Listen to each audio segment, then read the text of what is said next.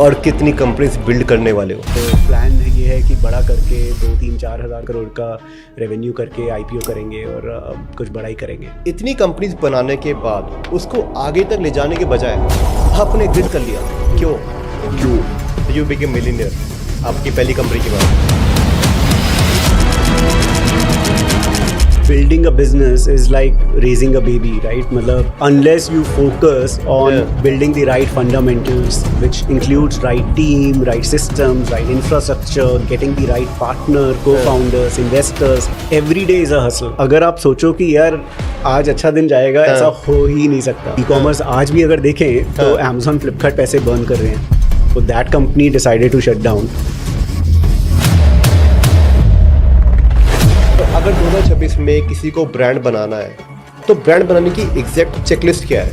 यार आज इंडिया में 1.4 बिलियन पॉपुलेशन है, लेकिन सिर्फ 10-11 हज़ार डरमैट्स हैं। And because of pollution, stress और सेकंड जो पिछले 3-4 साल में हम सब ने कंसनट्रेटेड सेरम्स अपने फेस पे लगाए हैं, उससे हमारा स्किन बैरियर जो है वो पूरा डैमेज हो चुका है।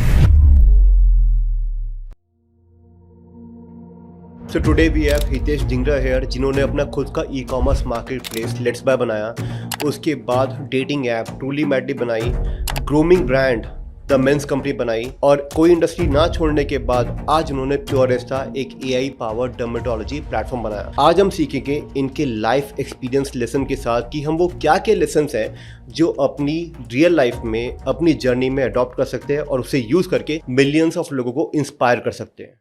सो ये फर्स्ट एपिसोड है द ई-कॉमर्स शो का and you are the first guest, तो कैसा लग रहा है? No, thank you, yaar. I think gratitude. I mean, lot of thanks. First guest is always special. I'm sure this podcast does well for you, and good to be here. I'm very excited and I can't even say कि जो भी viewer इस पूरे show को, इस पूरे episode को and तक देखने वाला है, उसको कितने पावरफुल लेसन मिलने वाले हैं। तो स्टार्ट करते हैं। ज़रूर। तो मेरा सबसे पहला क्वेश्चन ये है कि और कितनी कंपनीज बिल्ड करने वाले हो? यार कभी सोचा नहीं था। I call my self an accidental entrepreneur. मैंने कभी सोचा नहीं था कि मैं कंपनी कोई बनाऊंगा भी, बिकॉज मेरी फैमिली में everyone, my mother was a banker, my father IFFCO में जॉब करते थे, ग्रैंड पेरेंट्स वर वर्किंग। सो मुझे एक अपॉर्चुनिटी मिली 2009 में, जहाँ पे जिस कंपनी के लिए मैं ई-कॉमर्स सेटअप कर रहा था वो that company decided to shut down. और तो मेरे पास टीम भी थी और ई-कॉमर्स उस टाइम अच्छा चल रहा था, तो एक अपॉर्चुनिटी मिली। मैंने बोला यार ट्राई करके देखते हैं। I gave my self just 1 year कि 1 साल ट्राई करता हूँ, अगर कुछ हुआ तो ठीक है, नहीं हुआ तो देन जॉब है ही। बट वो 1 साल में आई थिंक लाइफ काफ़ी चेंज हो गई। So I started LetsBuy. 1 साल में we ended up scaling up well. Flipkart ने एक्वायर कर ली। उसके बाद फिर वो एक के बाद एक 2-3 कंपनीज हो गई। But hopefully I think this is the last one, because I think aspiration or ambition with Puresta is pretty big. So want to make sure that I mean it's not built to be sold. It's built to kind of be a long one, right? So plan ये है कि बड़ा करके 2-3-4 हज़ार करोड़ का revenue करके IPO करेंगे और कुछ बड़ा ही करेंगे। So not thinking about anything else now. So I'm 100% sure कि आपने जैसे 3 कंपनी बनाई है तो आईपीओ ले जाना आपके लिए बड़ी बात नहीं होगी, क्योंकि 3 कंपनी बनाना यार और इतने बड़े स्केल पे बनाना it's not a short thing. मतलब लोग एक नहीं बना पाते, आपने 3 बना ली। बट इसी से ना आउट ऑफ क्यूरियोसिटी मेरा क्वेश्चन है कि इतनी कंपनीज बनाने के बाद उसको आगे तक ले जाने के बजाय आपने एग्जिट कर लिया, क्यों? यार कोई भी एंटरप्रेन्योर जब कंपनी बनाता है, और आई don't think exit is the priority in his head, right? Exit होता है, और specially I think when you get an investor on board, तो वो इन्वेस्टर को होता है कि यार मेरे पैसे तो तभी बनेंगे या तो कोई बड़ा इन्वेस्टर उसका शेयर ले ले, या कंपनी आईपीओ जाए, या फिर कोई स्ट्रैटेजिक बायर खरीद ले। So when you get on this startup वाला ट्रेडमिल, तो एग्जिट एक ऑप्शन होना ज़रूरी है। But exit eight the right time is also important, right? जब लेट्स बाय का एक्विजिशन हुआ फ्लिपकार्ट से, उस टाइम एक ई-कॉमर्स वेव आई हुई थी इंडिया में, और काफ़ी कंपनीज़ हैं जैसे फैशन एंड यू, और ये भी काफ़ी कंपनीज़ जिन्होंने बहुत ज़्यादा पैसा रेज किया हम लोगों से, but they shut down, right? But at the same time there are companies like Myntra जो थोड़ा सस्टेन किया उन्होंने एक साल, जो 2012 was very very difficult for e commerce funding in India, और Flipkart ended up acquiring them for 300 million plus, right? So I think हम लोगों का मतलब there are obviously plus and minus, but मुझे लगता है कि वो एग्जिट, एटलीस्ट फर्स्ट एग्जिट हम लोगों को ये था, मेरे और अमनप्रीत माय को फाउंडर, कि यार बूटस्ट्रैप हैं, we are from middle class family, और अगर 30 साल की उम्र में if you are becoming millionaires then what's the harm. So we decided to take that proposition, I mean take that opportunity. But कोई भी बिजनेस उस टाइम हमने सोचा नहीं था कि यार 2.5 साल में कंपनी बेच देंगे. आइडिया ये था कि यार यूनिकॉर्न बनाएंगे, राइट? बट हो जाता है. Same with man company. I think man company जब स्टार्ट किया, आइडिया ये था कि यार बनाएंगे और man company will be the first brand, but we will make multiple brands using the infrastructure. But Emami को लगा कि यार ब्रांड अच्छा स्केल हो रहा है, so why don't we acquire it, and because उनको लगता है कि यार 200-250 करोड़ का हम ब्रांड एक्वायर करेंगे तो हम इसको 1000 करोड़ पे भी लेके जा सकते हैं. तो वी सेड कि ठीक है यार. So I think you never think about exit, but if you get the right opportunity I don't think there is any harm. और मुझे लगता है यार एज एन एंटरप्रेन्योर आप सैलरी पे तो नहीं जीते. So I think you live from wealth creation opportunity to wealth creation. So exit to exit ही आपकी लाइफ होती है, राइट? सो तभी आप पैसा बनाते हो. And if you are getting good money and you build a brand, और अगर आपको लग रहा है कि यार कोई और आपसे बड़ा कर सकता है, तो व्हाई नॉट? तो मुझे अपने स्ट्रेंथ पता है विच इज़ लाइक 0 to 1, जितना मैंने और बार बार कर लिया. तो इस बार मुझे ये है कि मैं वो 1 से स्टार्ट कर रहा हूँ. सो मैंने जो कंपनी बना रहा हूँ वो स्क्रैच से नहीं बना रहा. I have acquired a brand this time around and then building a platform over it. So तो थोड़ा सा different mindset है, but हाँ मतलब exit का सोचा नहीं है, लेकिन let's see, देखते हैं क्या होगा. You became millionaire आपकी पहली कंपनी के बाद? हाँ, तो मैं उस time 30, I was 31. Okay. Yeah. So I was a dollar millionaire back then. Not Indian वाला? नहीं डॉलर. हाँ, डॉलर वाला. या डॉलर वाला. Very nice. So let's have a sense of comparison कि आपने पहली कंपनी कब बनाई और कितने में बेची? यार सो कितने में बेची, that information is not public, but मैंने 2009 में स्टार्ट की थी वो कंपनी. जून जुलाई में वी स्टार्टेड द बिजनेस. हमने पहले बूटस्ट्रैप की मैंने 1.5 साल, अपनी जितनी भी इन्वेस्टमेंट थी, सेविंग्स थी, सब कुछ लगाई. और उसके बाद 2010 में दिसंबर में एक्सेल, हिलियन और टाइगर ग्लोबल ने इन्वेस्ट किया था उस कंपनी को. 6 मिलियन रेज किए थे. उस time dollar was 50 rupees, so total मुझे याद है 28 करोड़ रुपए आए थे, तो नॉट इवन 50. एंड जब उन्होंने इन्वेस्ट किया तो बिजनेस 70 लाख रुपए महीने का कर रहा था. हम 12-13 लोगों की टीम थी. एक साल में we scaled it up to almost 28-30 crore a month. 400 लोगों की टीम थी, मल्टीपल वेयर हाउसेज थे. ऑप्शन ये थी कि एक और फंड रेज करें, या फिर Flipkart was interested in acquiring. Since Tiger and Accel दोनों कॉमन इन्वेस्टर्स थे, तो उन्होंने सजेस्ट किया कि यार instead of burning, because e commerce आज भी अगर देखें तो अमेजॉन, फ्लिपकार्ट पैसे बर्न कर रहे हैं 100%. So either you keep on burning and keep on raising more money, or second option is to kind of build it together with Flipkart. So then we decided कि ठीक है यार Flipkart के साथ ही करते हैं. तो लगभग 28-30 करोड़ में आपने सेल आउट करी थी? नहीं 28-30 करोड़ महीने का रेवेन्यू था. हाँ, जो सेल आउट हुई थी वो तो वैल्यूएशन काफ़ी ज़्यादा थी. एक एनी बॉल पार्क फिगर कुछ?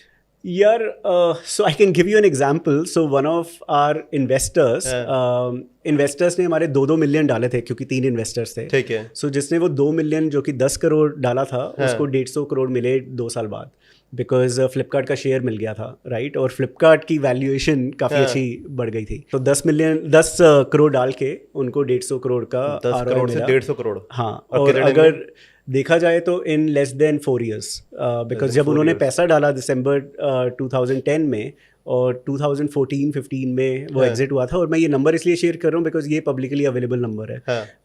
बट उसके अलावा आई थिंक उस टाइम हमारे उसमें था कि we are not publicly allowed to share the exit number, तो मैंने कभी किया नहीं. सो गुड थिंग वाज कि it was a cash deal for me and Amanpreet. पूरी कैश डील थी. हाँ, I won't say generational wealth, but obviously we made I mean multiple $million, right? So और 30 साल की उम्र में आपको लगता है कि यार अगर आपके बैंक में करोड़ों आ गए, जबकि सैलरी आती थी उस टाइम 2-3 लाख रुपए महीने की, और एकदम से करोड़ों आ गए, तो I think it kind of changes your perspective, right, towards money, towards life. And plus I think उससे रिस्क एपेटाइट आइडली बढ़ जाता है, बिकॉज देन यू नो कि यार you don't have anything to lose. और मुझे लगता है कि मुझ में भी हिम्मत दोबारा से स्टार्ट करने की इसलिए आई बिकॉज मैंने कुछ पैसे बना लिए थे लेट्स बाय में। अगर शायद वो पैसे ना बनाए होते तो मैं जॉब ही कर रहा होता। 100%। हाँ, बिकॉज मेरी जो पर्सनल सेविंग थी, एंड नॉट जस्ट माइन, मेरे पेरेंट्स की भी जो थोड़ी बहुत सेविंग थी, I ended up using it all while building LetsBuy. तो और हिम्मत ना होती अगर मेरे पास वो एग्जिट ना होता और वो पैसे ना आए होते। तो कब आपने ये मतलब ये सो 2012 में 2.5 साल की जर्नी थी यार। तो 2.5 साल में we made an exit and उसके बाद आई टुक अ सबैटिकल, थोड़ा 6-8 महीने ट्रैवल किया, ब्रेक ली। Then I met one of my friends Sachin. So Sachin make my trip के को फाउंडर होते थे। और उन्होंने IPO से पहले एग्जिट लिया था मेक माई ट्रिप से। So he was also looking to do something and मैं भी उस टाइम एक्सप्लोरेशन स्टेज पे था कि नेक्स्ट क्या करना है। So we started exploring different categories and then we pinpointed on matchmaking as an opportunity. So फिर हमने बोला यार ठीक है, तो ट्रूली मैडली का जो इंसेप्शन था वो वहाँ से स्टार्ट हुआ। सो फिर ट्रूली मैडली हमने बनाई 2013 में। वी लॉन्च, मतलब we started working on it और 2014 में we launched it. I was मतलब रनिंग इट एज अ को फाउंडर एंड CPO। तो 2-2.5 साल वो चलाया। I think it got good traction, but operationally because मैं वो लेट्स बाय में इतना कुछ कर चुका था टू एन एक्सटेंट कि मैं और अमनप्रीत हफ्ते में एटलीस्ट 2 दिन हम ऑफिस में सो रहे होते थे, राइट? मतलब we were working like at least 15-16 hours a day. 15-16 hours a day? या सो पैशन था यार, तेज भागना है, बड़ा कुछ करना है, right? So and things were moving really fast. मतलब चाहे वो टीम हायरिंग थी, प्रोडक्ट टेक जो बना रहे थे, ऑर्डर्स जो बढ़ रहे थे, राइट? मतलब आप खुद ही सोचो 70 लाख से 28 crore is almost 40x, right? So वो 40x की ग्रोथ विद इन 1 year, तो वो काफ़ी मज़ा आ रहा था। Truly madly somehow I think was a very slow growth, right? Because it's a marketplace, तो आपको, और marketplace in the sense, I mean it's not the right word, but you need good number of women and men on the platform 100%. for matchmaking, right? 100%. तो आप पैसा फेंक के लोगों को नहीं ला सकते। So obviously men used to come, right, without even spending money. But I think we were building a women first platform. So हमने काफ़ी कुछ किया, I think brand में, content में, we did a lot of interesting things. But somehow I think मेरे लिए वो operationally as an entrepreneur I was not getting satisfaction कि यार मैं 15 घंटे काम नहीं कर रहा, right? मैं 8 घंटे काम कर रहा हूँ and I don't want to live this life. So it was a very very relaxed life. So that was the reason I decided कि यार operationally मैं ट्रूली मैडली मेरे लिए नहीं है। मैं आई थिंक कुछ और ही करता हूँ जहाँ पे मुझे ना वो नट्स एंड बोल्ट वाले बिजनेस पसंद आते हैं, जहाँ पे ऑपरेशनल मतलब बहुत काम हो, जहाँ पे आपको प्रोसेसेस बनाने हैं, एक जहाँ पे हसल, एक हसल हो, एक फायर हो, करना है डेली ना, मतलब कुछ आज नया फोड़ना है, कुछ करना है आज। एग्जैक्टली। तो वो आई थिंक वैसे बिजनेस मेरे को काफ़ी पसंद आते हैं। तो और ट्रूली मैडली में काम करते हुए कुछ, because we used to do lot of focus groups, तो वहाँ से काफ़ी इंसाइट मिली कि यार there is an opportunity to build something exclusively for man. So idea start हुआ कि यार ग्रूमिंग प्लेटफॉर्म बनाते हैं जहाँ पे content will be the GTM। But TrulyMadly अपने कब, मतलब एक सो 2013 में we started working on it.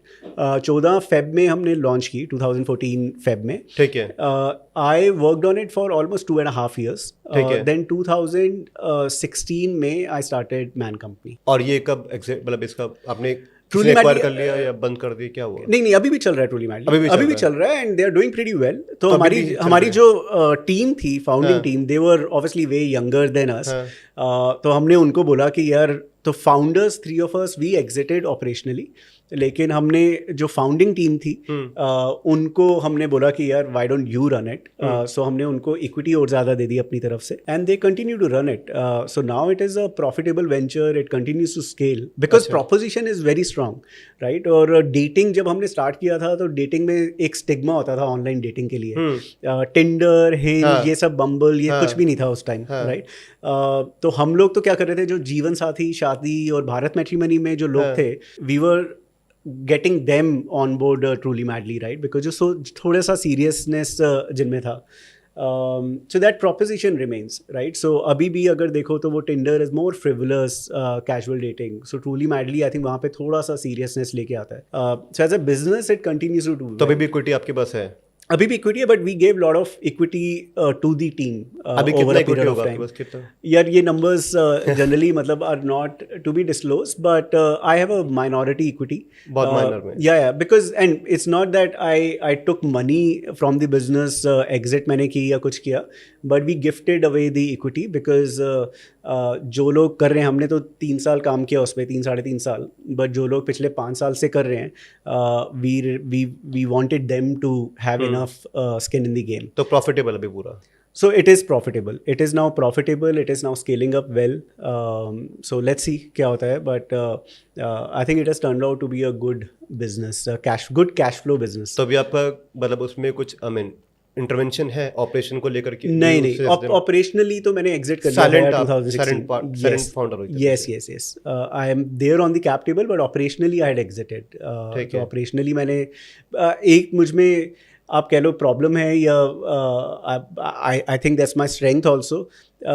I like to be very very focused. मैं एक टाइम पे 4 चीज़ें नहीं कर सकता. सो मुझे अगर मैं एक वेंचर कर रहा हूँ तो मुझे लगता है कि यार वो that one venture should get 100% of my attention, focus, all my efforts. If you are doing 5 different things then you are kind of getting distracted, right? Because कुछ ना कुछ प्रॉब्लम हर बिजनेस में आती ही आती है. So I have never tried that, and I want to remain this way कि यार मैं एक अगर कंपनी बना रहा हूँ तो एक टाइम पे एक ही कंपनी बना रहा हूँ. आई थिंक यही सबसे बड़ी क्वालिटी है जो भी फाउंडर्स कुछ बड़ा कर चुके हैं, कुछ कर रहे हैं, क्योंकि वो फोकस होते हैं. और यही आई थिंक लोगों को सीखने वाली चीज़ है कि वो फोकस रहे एक जगह. वो क्या होता है, कभी यहाँ चले गए, कभी यहाँ चले गए, कभी फ्रीलांसिंग कर ली, कभी बिजनेस कर लिया, और आई थिंक वो कुछ भी नहीं हो पाता. Focus is the key. Focus होना बहुत इंपॉर्टेंट है. No I agree. मुझे लगता है कि यार building a business is like raising a baby, right? मतलब unless you focus on building the right fundamentals, which includes right team, right systems, right infrastructure, getting the right partner, co-founders, investors, and obviously I think वो सब अगर हो जाए तो उसके बाद product market fit लाना. Every day is a hustle. मुझे अभी भी याद है अमनप्रीत जो मेरे को फाउंडर थे लेट्स बाय में, तो we are like college friends, और वो ENY में जॉब कर रहे थे, and we met at a common friends wedding काफ़ी 3-4-5 साल बाद. और मैंने उनको बताया कि यार मैं ऐसे लेट्स बाय कर रहा हूँ और काफ़ी इंटरेस्टिंग फेस में है, और उस टाइम अभी 4-5 महीने ही हुए थे स्टार्ट किए हुए. तो उसने बोला यार मुझे भी स्टार्टअप करनी है, मैं भी करता हूँ. So he decided to join. But मैंने उसको एक चीज़ बोला, मैं बोला यार यहाँ पे ना, because you are coming from a big company, right? ENY में उसका ग्लोबल रोल था. मैं बोला यहाँ every day is a hustle. अगर आप सोचो कि यार आज अच्छा दिन जाएगा, ऐसा हो ही नहीं सकता. मतलब अच्छा जाएगा, बट अच्छा भी जाएगा, बुरा भी जाएगा, but there will be lot more days when things are not working, right? और as a founder आपका सिर्फ एक काम है कि यार आपको चीज़ें ठीक करनी है. तो जैसे आपका e-commerce डॉक्टर प्लेटफॉर्म है, तो मुझे लगता है कि entrepreneur is a doctor as well, right? कि आपको ही डायग्नोस करना है कि यार कंपनी में क्या प्रॉब्लम चल रही है, और आपको ही उसका ट्रीटमेंट करना है. And I think you need to be मतलब सिर्फ दैट मच कैपेबल कि आप रिक्रूटमेंट में जो HR का वर्क होता है, कंप्लायंस, फाइनेंस, ऑपरेशनल, प्रोडक्शन, आप हर चीज़ के लिए ना मतलब आप कैपेबल हो. आप डिपेंडेंट नहीं हो किसी पे कि यार अगर HR होगी तो हायरिंग होगी, अगर अकाउंटेंट होगा तो फाइनेंस होगा. मतलब आप प्रोसेस बनाते हो, आप SOPs बनाते हो कि यार सब चीज़ें ना सिस्टमेटिक है. आप वो डेजिग्नेशन ट्रेन करते हो, आप इंसान ट्रेन नहीं करते, वो डेजिग्नेशन ट्रेन करते हो ताकि लोग आए जाए, but business has to run. यार सो मुझे लगता है more than systematic, I think it is all hustle, right? आपको एज एन एंटरप्रेन्योर आपको ये लगता है कि यार I am responsible for everything, right? अगर कुछ भी कंपनी में हो रहा है, end of the day it's your responsibility. और specially let's say if you have raise money, आपने इन्वेस्टर को लेके आए हो, तो इन्वेस्टर के लिए तो यार आप रिस्पॉन्सिबल हो. अगर आपका सेल्स का बंदा परफॉर्म नहीं कर रहा, या मार्केटिंग कैंपेन कुछ नहीं चल रहा, या कुछ और रीजन है, for an investor it is you who is pilot of this aircraft, right? और ship. So you are responsible for everything. तो वो एक रिस्पॉन्सिबिलिटी से obviously I think you have to, and it's a learning curve यार. मतलब अगर first time कोई start करे तो ऐसा नहीं है. मतलब मुझे अभी भी आफ्टर डूइंग लाइक 3 वेंचर्स मुझे अभी भी लगता है कि यार मैं इतना कुछ सीख रहा हूँ. तो ऐसा नहीं है कि you have to be a good HR manager, you have to empathize with people, but I think as long as you are curious to learn, right? मुझे लगता है कि वहाँ पे गेम बनती है।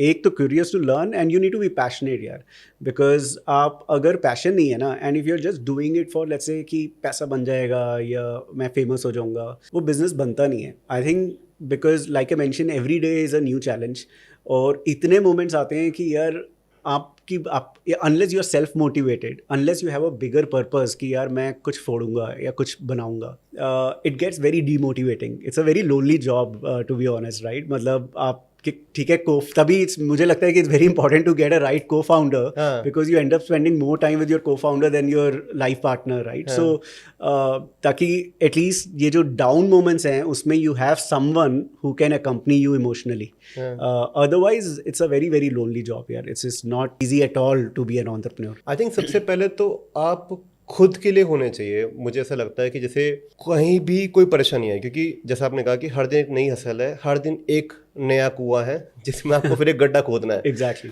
तो हर दिन आपको लगता है, तो आपको लगता है एक चैलेंज आ गया, तो उस चैलेंज को पहले आप देखते हो कि यार मैं इससे ओवरकम कैसे करूँ, कैसे एक सॉल्यूशन ओरिएंटेड अप्रोच के साथ इस प्रॉब्लम को सॉल्व करूँ। फॉर एग्जाम्पल आपने देखा कि यार लोग जा रहे हैं, एट्रिशन रेट बढ़ रहा है, तो एट्रिशन रेट बढ़ा रहा है तो मैं इसको कम कैसे करूं। अब इसको कम करने के लिए आपने एक नई पॉलिसी इंटीग्रेट कर दी। फॉर एग्जांपल जैसे किसी की कंपनी में से लोग जा रहे हैं, एट्रिशन रेट बहुत है, हर कोई जा रहा है, फायरिंग हो रही है, लगातार लोग नई नई कंपनी स्विच कर रहे हैं। तो आई थिंक एक पॉलिसी हो सकती है कि भाई आप जो भी लोग अगर 100% अटेंडेंस दे रहा है अपने पूरे महीने में, आपने क्या करा कि मैं आपको 2 दिन की एक्स्ट्रा सैलरी पे करूंगा, तो पूरे साल का हो गया 24 दिन की सैलरी, मतलब प्रोबेबली अप्रॉक्स आप 1 मंथ की सैलरी दे रहे हो एक्स्ट्रा, बट ये सैलरी मिलेगी आपको 1 साल के बाद। अब इससे क्या होगा, वो एटलीस्ट 1 साल तक अपना एट्रिशन रेट आप मेंटेन कर पाओगे। So this is like one SOP. आप ऐसी और बहुत सी पॉलिसीज बना सकते हो, and SOPs banana, policies banana, I think यही एक फाउंडर का सोल रिस्पॉन्सिबिलिटी है कि जहां भी उसको प्रॉब्लम दिखी,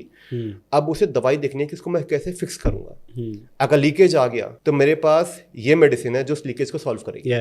no look, so I agree to an extent कि ये पॉलिसीज और लेट्स से जैसे आपने एग्जांपल दिया, it works with lot of people, but मुझे जो समझ आया कि यार पैसा ना एम्प्लॉयज को सिर्फ एक लेवल तक रोक सकता है, राइट? पैसा in the sense incentive, retention bonus, जैसे आपने एग्जांपल दिया, but end of the day I think एक फाउंडर का मुझे लगता है कि as long as you are accessible to your team, right? और होता क्या है कि जब तक आपकी स्टार्टअप है, 10 लोग हैं, right, you are accessible to everyone, हर कोई आपसे बात कर सकता है, सब कुछ होता है। बट जैसे आपकी कंपनी बढ़ती जाती है तो वो जो कम्युनिकेशन लेयर है वो बढ़ती जाती है, राइट? मतलब you will have HR and then HR के अंदर टीम होगी, देन ऑब्वियसली हर फंक्शन के लीडर्स होंगे, उनके अंदर टीम होगी, राइट?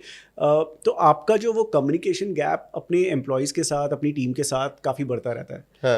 और उस अगर वो हो गया, जैसे आपके 500 लोग टीम है और जहाँ पे आप मतलब obviously you can not talk to everyone, then obviously I think you look for these things कि यार आपका रिटेंशन बोनस होना चाहिए या पैसा दे के मैं लोगों को रोक लूँ। बट मुझे लगता है कि उससे पहले as long as I think you are accessible to your team, कि यार उनको if they are going through any challenge, चाहे वो उनके बॉस से प्रॉब्लम है, चाहे वो उनको कल्चर से प्रॉब्लम है, चाहे कुछ भी प्रॉब्लम है, इफ़ a person knows कि यार I can reach out to the founder and share my opinion very freely, right? No one will judge me, no one will fire me for me sharing my opinion, but if my opinion is being respected, then I think employees वो 1-to-1 जो connection बनता है ना, that is lot more valuable. और ये हमने मतलब मैंने भी ये सीखा, आई थिंक जब हम मैन कंपनी बना रहे थे, हम लोगों का retention rate was very very high. मतलब specially I think leadership team पे जो लोग हमने 7 साल पहले हायर किए थे, and even till the time of exit they were there, right? और 7 साल तक 5 साल 7 साल, and not just obviously ESOPs थे सबके पास, सब कुछ है, and everyone made good money, but still I don't think money was the only reason for them to stay, because जो D2C में ग्रोथ आई है पिछले 4-5 साल में, और जब आप एक successful brand, reasonably successful brand के साथ काम करते हो तो लोग कोई भी सैलरी आपको देने को तैयार होते हैं, right? So I know people who were offered like 2x salary by a competitor, और उन्होंने बोला कि यार आप नहीं, आप 4 बंदों को और भी ले आओ टीम में, एंड विल डू दैट। और and this was the time 21 में when we were going through, ये कोविड का इम्पैक्ट था, फंडिंग नहीं थी, पैसे नहीं थे बिजनेस में, right? But still none of them left, right? And which just shows कि यार it's not just money all the time. Money is not just the only solution. I think you need to build the right culture. You need to have that one-on-one equation with every team member till the time it is practically possible, right? I mean, you need to be accessible to your team, and I think those things make a lot of difference. तो जो आपने next company the man's company start करी, ये कब start करी, कितने में बेची, क्या हुआ उसका? सो मैन कंपनी हमने 2015-16 में स्टार्ट की. I think 16-17 was the full year basically. और आइडिया ये था कि यार मेंस ग्रूमिंग में कुछ इंडिया में अगर आप प्रोडक्ट्स की बात करो, so there were few companies, international companies या इंडियन एफएमसीजी, बट या वो फेयरनेस क्रीम बिक रहा था या शेविंग बिक रहा था या डीओ बिक रहे थे. उसके अलावा मतलब there were no products as such. Whereas I think for women there were so many brands, but men के लिए कोई था ही नहीं. तो आइडिया ये था कि यार can we disrupt, can we do category creation and create head to toe brand for men. So उस thesis के साथ हमने मैन कंपनी स्टार्ट की और 16 में स्टार्ट की and we invested our own capital. 2017 end में इमामी जो कि एक इंडियन एफएमसीजी ग्रुप है काफ़ी बड़ा, so they decided to invest in us. तो उन्होंने उस टाइम 20 करोड़ के करीब इन्वेस्ट किया था. एंड बट उनका आइडिया ये था कि यार विल कीप ऑन इन्वेस्टिंग. तो जब भी आपको बिजनेस प्लान के हिसाब से फंडिंग चाहिए तो we will keep on investing. तो उसमें हमें उस टाइम ये लगा कि यार it's a good this thing, because आपके पास इन हाउस ही एक इन्वेस्टर है जो कि आपको जब भी पैसे चाहिए तो he is there to support you. और वो हुआ भी. तो I think whenever we needed more capital to scale things up, so Emami continue to kind of invest और वही अपना स्टेक थोड़ा बढ़ाते रहे. तो हमारा उस टाइम भी प्लान यही था, मतलब एग्रीमेंट भी यही था इमामी के साथ कि एक बार बिजनेस जैसे 200 करोड़ के रन रेट पे पहुंच जाएगा, प्रॉफिटेबल हो जाएगा, then they had an option to acquire us. ठीक है. It was not an obligation but it was an option कि यार अगर हमें लगा कि यार ये बिज़नेस अच्छा बन रहा है और हम एक्वायर कर सकते हैं तो वो कर लेंगे. सो वो चीज़ फिर 2023 में उन्होंने हमें कम्युनिकेट की कि यार we are interested in acquiring your business. और 2024 में then they finally acquired it. तो सितंबर 2024 में we finally sign the deal and everything. कितने में हुआ ये एक्विजिशन? यार ये 400 करोड़ में हुआ. 400 करोड़ में? हाँ 400 करोड़ में हुआ. और क्योंकि जो मेट्रिक्स वगैरह थे हमारे वो सब डिसाइडेड थे पहले ही, तो उसमें कुछ ज़्यादा ऐसा कुछ नेगोशिएशन का स्कोप नहीं था. तो 400 करोड़ में Emami kind of ended up acquiring us. Very nice. और कितने में आपने स्टार्ट करता है इन्वेस्टमेंट, मतलब कैपिटल कितना लगाया था शुरू में? यार कैपिटल हम 2 को फाउंडर्स ने मिलके कुछ 2-2.5 करोड़ रुपए लगाया था इनिशियली जब स्टार्ट किया था. 2-2.5 करोड़. लेकिन यार as a startup founder obviously you start with a very limited capital, right. आपको ये होता है कि जैसे जैसे ज़रूरत होगी आप कर लोगे, या तो फिर अगर कोई बाहर से इन्वेस्ट कर रहा है तो वो कर रहा है. So I don't think we should look at the initial investment और उस पर हमें ROI क्या मिला. बिकॉज क्योंकि जो 7-8 साल में जब हमने स्टार्ट किया 2016 और 8 साल ऑलमोस्ट लगे जर्नी में, और 250 करोड़ का ARR का ब्रांड था जब डील हुई हमारी. एफर्ट्स जो लगते हैं राइट, वो बहुत डिसप्रोपोर्शनेट लगते हैं. मेरी एज के हिसाब से अगर आप मेरे ग्रेनेस देखोगे मेरे बालों की या दाढ़ी की तो समझ आएगा. मतलब आई थिंक वो effort required is a lot, right. So it's not just capital, because आप यू स्टार्ट विद नथिंग. जब भी आप कोई स्टार्टअप कर रहे होते हो आप नथिंग से स्टार्ट करते हो, right. And as an entrepreneur यही है आपका जर्नी है कि यार 0 to 1 कैसे करना है आपने, right. How do you create something out of nothing. तो वो मज़ा भी आता है, but I think that's the challenge. So you give in so much effort in building that something, और जो आपकी एक्विजिशन वैल्यूएशन होती है वो उस समथिंग की वैल्यू होती है. तो उसको और आगे भी तो लेके जा सकते थे, बेचा ही क्यों 400 करोड़? यार so like I mention, I think Emami, because Emami is a strategic investor, they are not just a financial investor. तो उन्होंने जब इन्वेस्ट फर्स्ट टाइम भी किया था तो उनके पास ऑप्शन थी to acquire the company, and उन्होंने अपनी वो ऑप्शन ट्रिगर की कि यार हमें एक्वायर करना है. तो हमने बोला ठीक है यार, अगर आपको एक्वायर करना है. They wanted us to continue, but then उसमें देखो आपको फिर मतलब आपको अपना टाइम एफर्ट सब आपको देखना पड़ता है कि यार मैं अभी अगर एग्जिट करूं तो मुझे इतना मिल रहा है, और अगर मैं 3 साल बाद जैसे मैन कंपनी के अलावा विमेन कंपनी भी बना रहा हूँ और 2 और ब्रांड्स बना रहा हूँ बट अंडर इमामी, सो मेरी वेल्थ क्रिएशन अपॉर्चुनिटी 3 साल में और क्या होगी, राइट? तो अभी अगर x मिल रहा है तो will it be 2x, will it be 3x, और अगर वो 1.5x ही है then you have to evaluate all your options, right? तो तब हमें लगा कि यार इसी सेटअप में एक और ब्रांड बनाने से अच्छा अगर हम दोबारा से कुछ स्टार्ट करें तो वी विल प्रॉब्ली वो 1.5x की जगह we can probably have 15x और 10x, right? So we took that call again. तो वुमेन ब्रांड कौन आप बना रहे थे एक और? नहीं, मैं एग्जांपल अच्छा, दे रहा था okay. कि अगर इमामी के साथ जो डिस्कशन थी वो ये था कि यार लॉन्ग टर्म में because we get long really well with the promoters, with the management there, and we had a great association जो 7 साल की हमारी एसोसिएशन थी, तो they wanted us to continue with them, और उनको ये था कि यार चलो मैन कंपनी तो आप चलाते रहो बट उसके अलावा कुछ नए ब्रांड भी बना सकते हैं क्योंकि टीम है, इंफ्रास्ट्रक्चर है, नो हाउ है, तो if you can build 1 or 2 more brands तो आप वो भी बनाओ हमारे साथ ही। So that was an option which we discussed for quite some time, but somehow I think commercially it was not making sense for us. So then we decided कि ठीक है आप मैन कंपनी लो, तो I think they acquired us completely and we decided to again take a break and then start something again. तो 400 करोड़ में ये cash deal हुई पूरी या कुछ? This was 100% cash. 100% cash? 100% cash. तो 200 करोड़ दोनों फाउंडर्स के पास? नहीं ऐसा नहीं होता because obviously Emami also had a stake in the company और plus founders थे, तो founders थे and then there were few friends, family. लगभग फिर भी 100 crore? Ayushman Khurana he was our brand ambassador और उसका थोड़ा stake भी था, मतलब single very low single digit stake but still he was part of the cap table. तो 100 करोड़ का प्रोबेबली एक फाउंडर के पास आया। इट्स अ गुड रेवेन्यू यार, मतलब अच्छा खासा करा। रेवेन्यू नहीं, मतलब दैट्स अ वेल्थ क्रिएशन। तो वही मैंने बोला ना, तो अब आप अगर देखो तो मेरी लास्ट एग्जिट जो हुई थी वो 2012 में हुई थी। 12 के बाद 24 में दूसरी एग्जिट हुई, तो बीच में जो 12 साल है, राइट, वो मेहनत उसमें I didn't make anything, right? वो मेहनत एक्चुअली कोई नहीं देखेगा, लोग नहीं, वन इज मेहनत, right? I am talking about let's say even commercially, right? So because आप जब कर रहे होते हो, जब स्टार्ट करते हो आप 50,000 रुपए 1 lakh, you don't take your market salary, right? तो वो 12 साल फाइनेंशियली, मतलब I was living on my exit value जो 2012 में मेरे को फ्लिपकार्ट से मिले थे, तो वो 12 साल तो मैंने कुछ और कमाया ही नहीं, राइट? बट ट्रूली मैडली से आप कुछ सैलरी विड्रॉ नहीं करते थे? बट सैलरी, वही मैंने बोला ना, तो जब आप सैलरी अर्ली स्टेज में करते हो, you don't take your market salary, right? आप 50,000 रुपए 1 लाख रुपए वो सैलरी लेते हो, right? Which is I mean ना भी लो तो it doesn't matter. Men's company में भी आप सैलरी विड्रॉ करते होगे? सैलरी विड्रॉ करते थे बट वेरी लिमिटेड। वो आपके लाइफस्टाइल को कहीं ना कहीं वो पैम्पर तो नहीं कर पाता जो हमारा होता है। Exactly. तो वो तो तभी मैंने बोला कि यार as a founder you live from exit to exit, because आपकी जो वेल्थ क्रिएशन अपॉर्चुनिटी होती है वो यही होती है।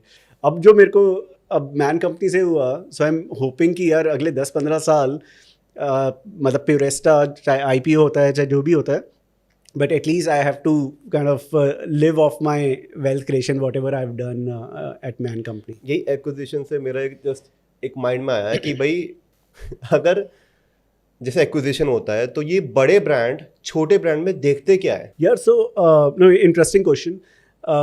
तो जब इमामी ने हमें इन्वेस्ट भी किया था ना, तो 2-3 चीज़ें थी और हमने उनसे ये पूछा कि यार Y, one obviously why are you investing in us, and second why we should take your money, right? Why not VC?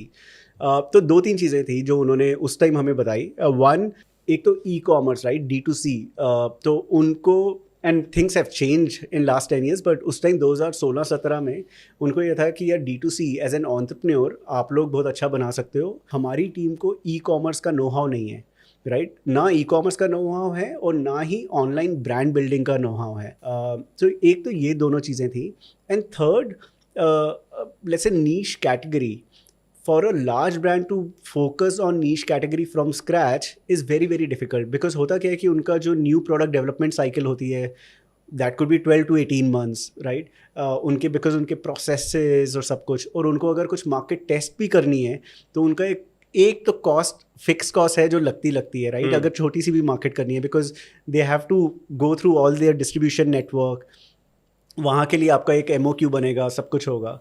For them investing in a D2C brand is basically a learning, right? Learning on how to build a brand online, how to build it, मतलब used to be efficiently, but efficiently नहीं है क्योंकि marketing is very expensive, 100%. लेकिन at least कि आप data से कैसे play करते हो, right? How do you manage your retention, lifetime value of the customer, आपकी एक्विजिशन स्ट्रैटेजी क्या है, आप ब्रांड कैसे बना रहे हो, आप मार्केट प्लेसेज या क्विक कॉमर्स है उनको कैसे लेवरेज कर रहे हो. And plus I think most of the D2C brands they innovate a lot, right? They figure out कि यार अगर हम मेंस ग्रूमिंग में we always were on a lookout to launch something unique based on consumer insight because we were so close to consumers, right? मतलब लोग अगर हमारे D2C brand से ले रहे हैं तो मतलब we used to reach out to our consumer asking for the feedback. हर 3 महीने में हम एक सर्वे करते थे पूछने के लिए कि यार नेक्स्ट प्रोडक्ट क्या लॉन्च करना चाहिए, what do you expect? So all these things for a large FMCG business to do it through their distribution channel cost like crores, right?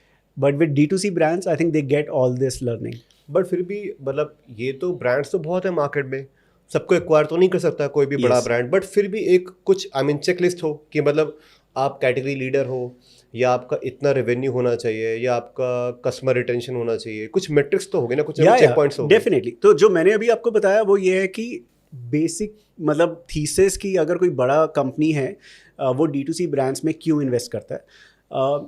But yes, obviously, I think within D2C brands, obviously there will be 10 brands, right? Why only in one company and not the other? उसमें multiple reasons होते हैं कि यार आपका brand differentiated है या नहीं है, राइट? आपका रिटेंशन कोहॉर्ट कैसा है या नेट प्रमोटर स्कोर कैसा है, विच मीन्स कि कस्टमर्स आपका प्रोडक्ट लाइक कर रहे हैं या नहीं कर रहे, बार बार खरीद रहे हैं या नहीं खरीद रहे, आपके कुछ हीरो SKUs हैं या नहीं हैं, राइट? ऐसा तो नहीं कि 500 प्रोडक्ट्स हैं और 500 प्रोडक्ट्स में आप 5 करोड़ की महीने की सेल कर रहे हो. So they want to see the quality of revenue, they want to see the quality of customer, plus they want to see कि whether you are building the right brand or not, कि brand में वो मोट है या नहीं है. कि आज अगर कंज्यूमर के पास अगर 10 प्रोडक्ट पड़े हुए हैं या 10 ब्रांड्स पड़े हुए हैं, इज ही और she picking your brand out of those 10 और not, right? So I think these are some of the things that they look for because they like to acquire the brand and not really the founders, right? So founders तो exit कर जाते हैं, तो company तो उनको ये होता है कि यार हम नहीं चलानी है. So obviously they also look at compliances, जैसे Emami because they were there on our cap table, on our board, so they used to put lot of emphasis on compliances, चाहे वो प्रोसेसेस हैं, फाइनेंशियल compliances हैं, वो सब चीज़ें हैं. तो वो भी उनको कॉन्फिडेंस देता है कि यार बाद में जाके इंटीग्रेशन करना हमारे लिए आसान होगा. तो अगर समराइज करें तो पहला ये है कि आप कैटेगरी लीडर हो या नहीं हो, कि अगर कोई भी कैटेगरी है, लेट्स से अगर आपकी मेंस कंपनी की बात करें तो ग्रूमिंग किट की अगर बात है तो ग्रूमिंग किट के अंदर मेंस कंपनी कंज्यूमर की प्रेफरेंस पे कौन से नंबर पे आएगी, दूसरे पे, तीसरे पे, चौथे पे. नंबर 2 आपने बोला फॉर एग्जांपल कि अगर आपका कस्टमर रिटेंशन कितना है, तो कोहॉर्ट जो आपने बोला, तो समराइज करते कोहॉर्ट एनालिसिस, 6 महीने के स्पैन में कस्टमर रिटेंशन कितना है, सेम कस्टमर कितनी बार रिपीटेड आपका प्रोडक्ट खरीद रहा है, क्योंकि आपका प्रोडक्ट एक रिपीट कैटेगरी का प्रोडक्ट है, जिसको आज शेविंग करनी है, क्रीम करनी है, वो हर बार बियर्ड के लिए वो यूज करेगा. एग्जैक्टली. नंबर 3 इज कि आपकी रेटिंग्स कितनी है, रिव्यूज कितने हैं, आपका ओवरऑल मार्केट में इम्पैक्ट कितना बड़ा है, आपका ब्रांड रिकॉल कैसा है, ब्रांड रिकॉल कंज्यूमर को पता भी है कि यार what man company stands for, right?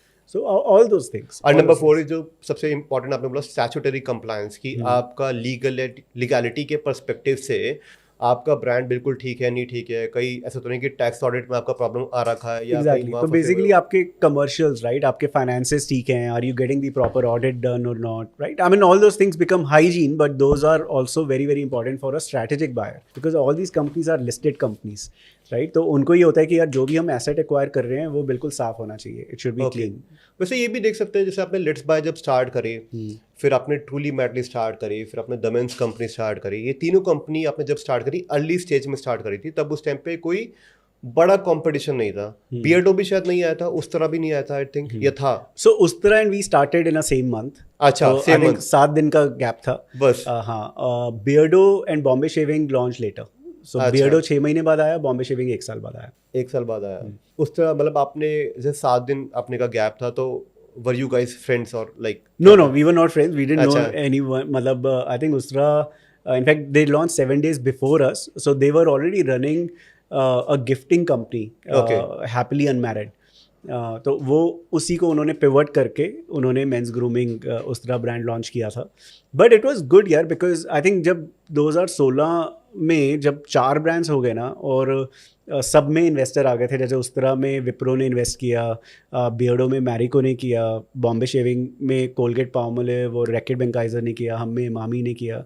तो एक तो I think all of us had deep pockets, तो हम लोगों ने कैटेगरी क्रिएशन में आप अकेले नहीं कर सकते एज अ ब्रांड. तो अगर वो 4 ब्रांड हो गए तो चारों ने जब अवेयरनेस क्रिएट करना शुरू किया, ब्रांड पे पैसे खर्च करने शुरू किए, so I think that started expanding the overall market size.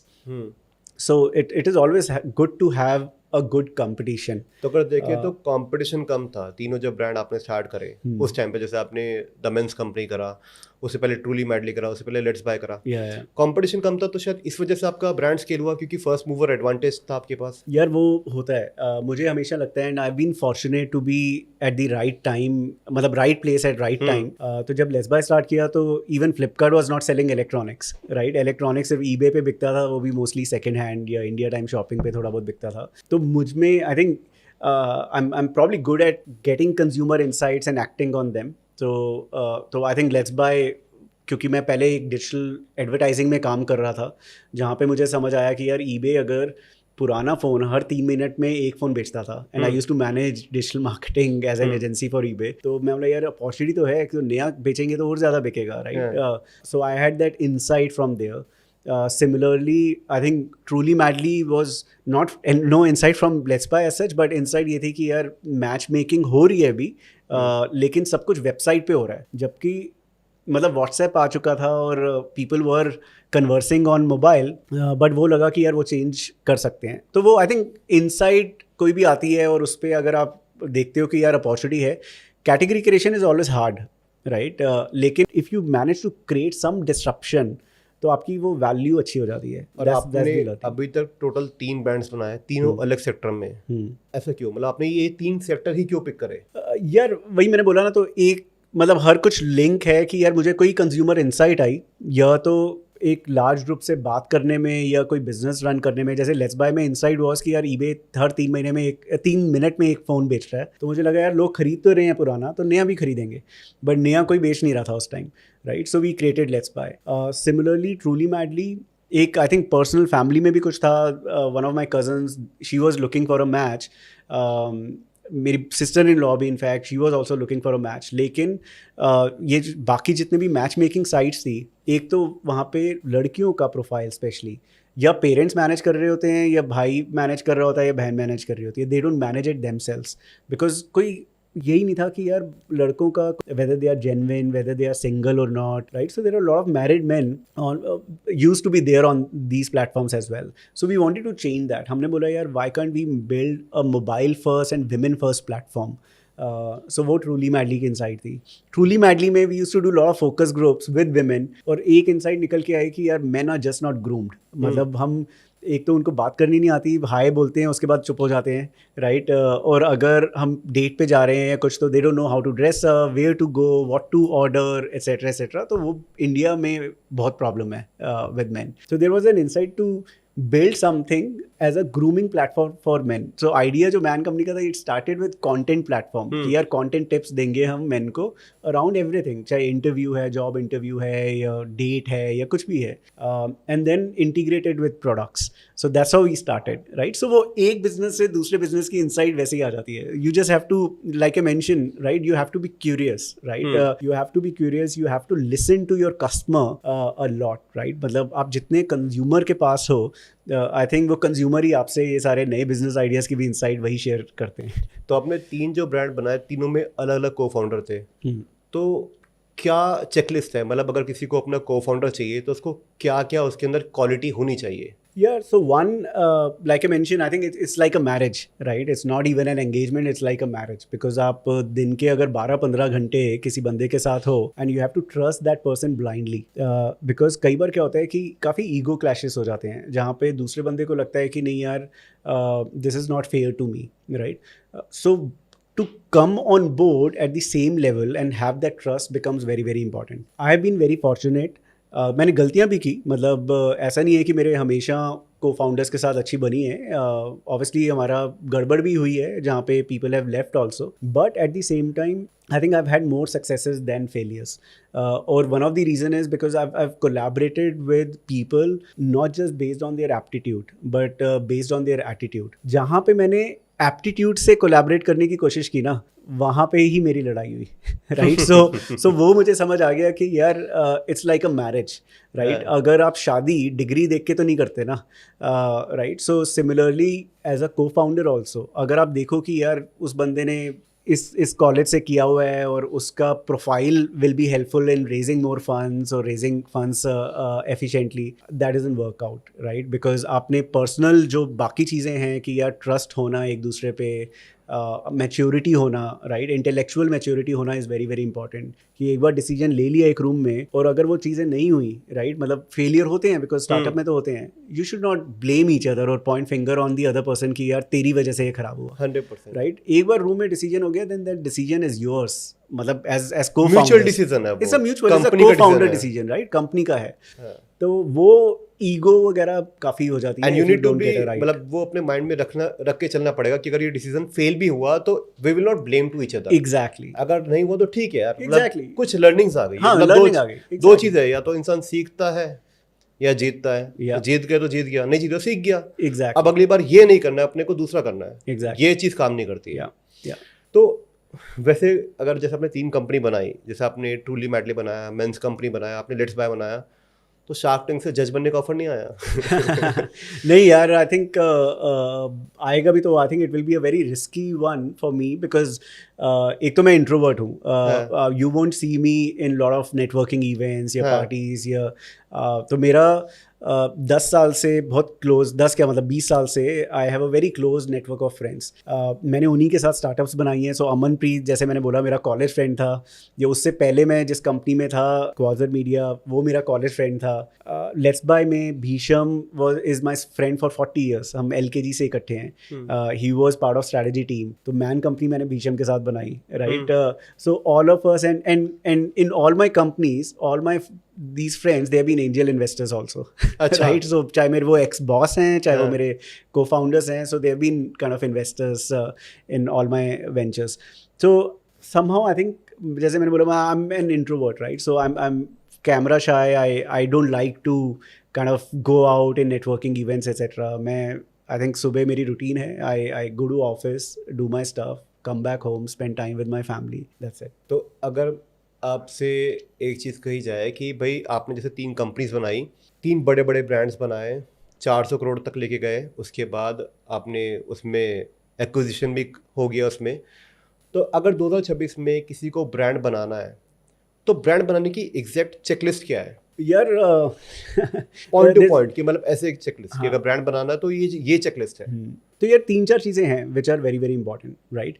एक तो अगर आप ब्रांड बना रहे हो, जिस कैटेगरी में हो, यू शुड नो कि यार आप वो कैटेगरी क्रिएट कर रहे हो या वो कैटेगरी ऑलरेडी बहुत बड़ी है और उसमें आपके पास कोई यूनिक इंसाइट है, आप वो यूनिक इंसाइट के साथ काम कर रहे हो.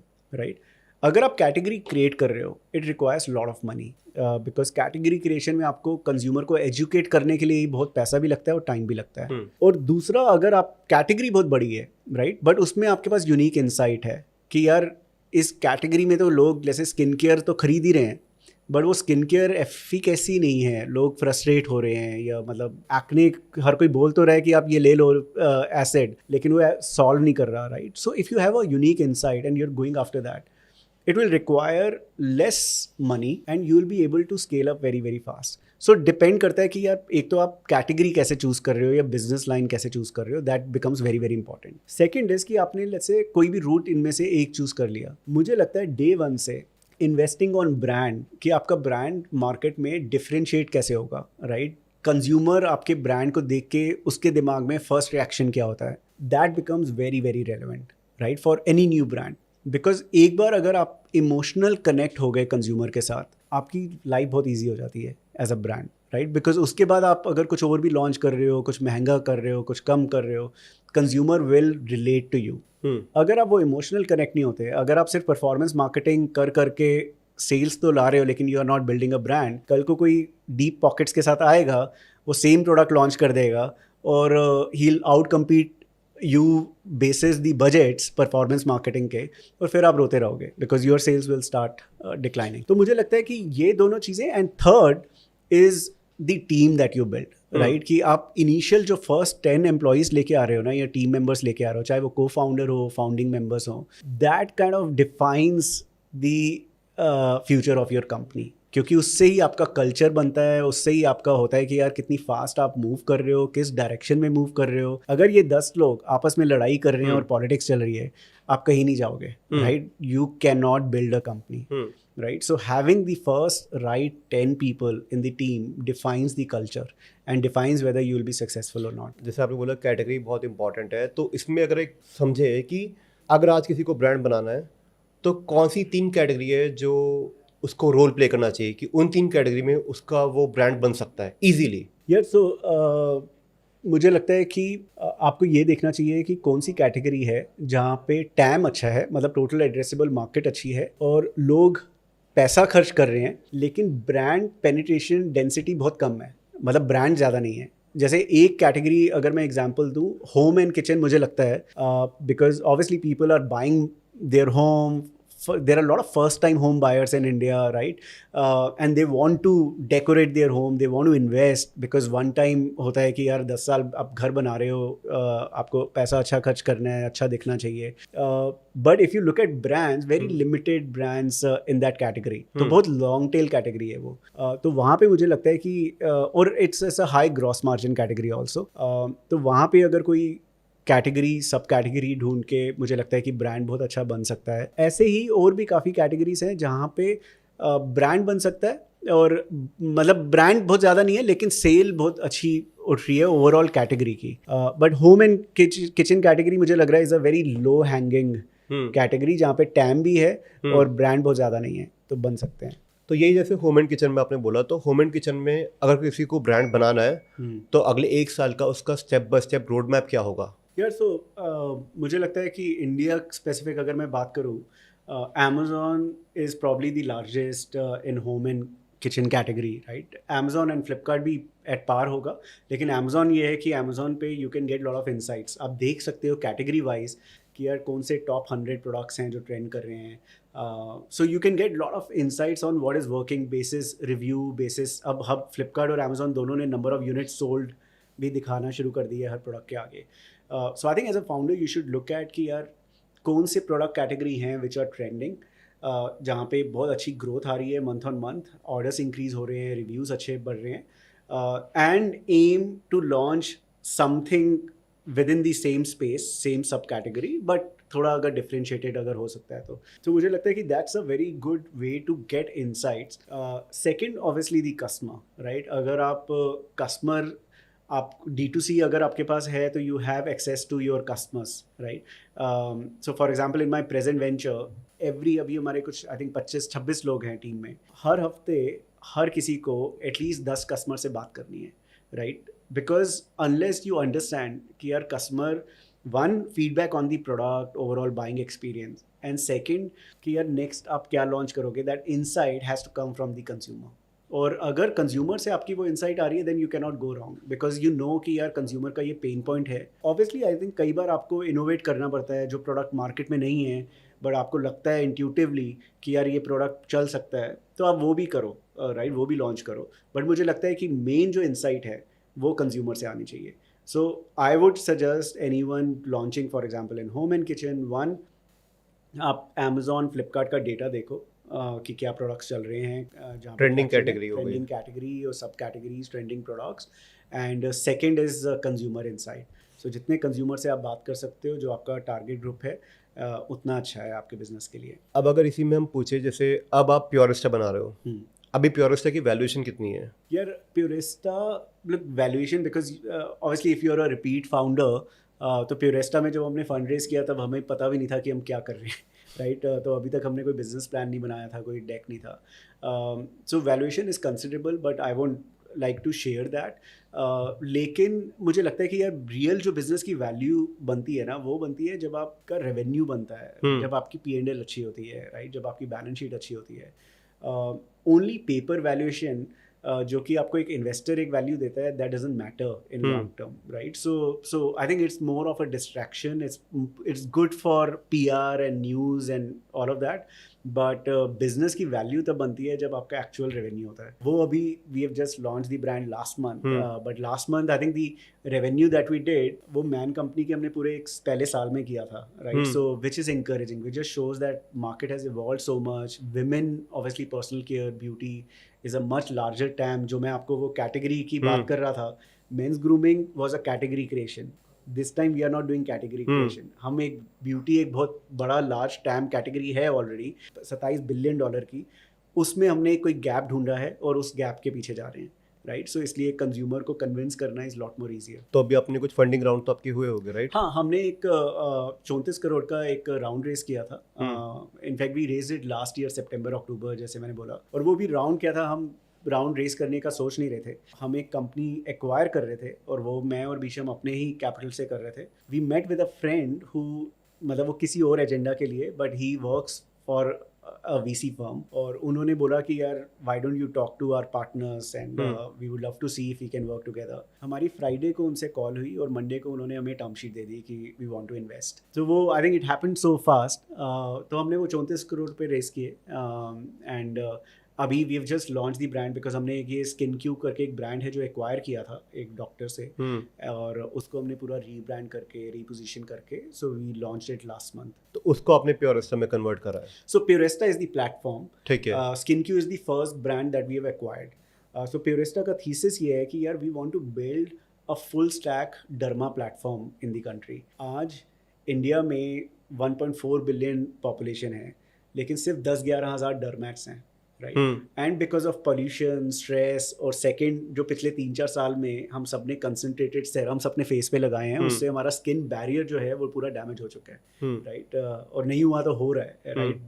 वे things are. So idea was कि यार can we build something which is credible, which is lot more outcome focus, जहाँ पे हम कंज्यूमर को बोल रहे हैं यार आप सिर्फ सोशल मीडिया पे इन्फ्लुएंसर को देख के प्रोडक्ट मत खरीदो. You understand, evaluate your skin. आपको पता होना चाहिए कि आपकी स्किन है कैसी और उसमें कुछ प्रॉब्लम है भी या नहीं है, और अगर कुछ प्रॉब्लम है तो वो क्या प्रॉब्लम है. उसके बाद अगर आपको डर्मैट से बात करनी है तो आप डर्मैट से कंसल्ट करो and let dermat tell you कि यार आपकी स्किन को ये प्रोडक्ट्स चाहिए. ठीक है. So we are creating this platform जहाँ पे एक तो हम AI टूल बना रहे हैं प्रोप्राइटरी, जहाँ पे आप अपनी सिर्फ सेल्फी लेके स्किन एनालाइज करेंगे हम आपका डिफरेंट पैरामीटर्स पे, and then we are building a market place of dermats जहाँ पे you can book a consultation with a डर्मैट.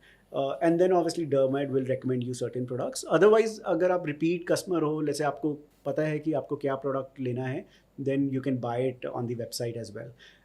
So SkinQ is the first brand, but similarly we'll get into multiple categories.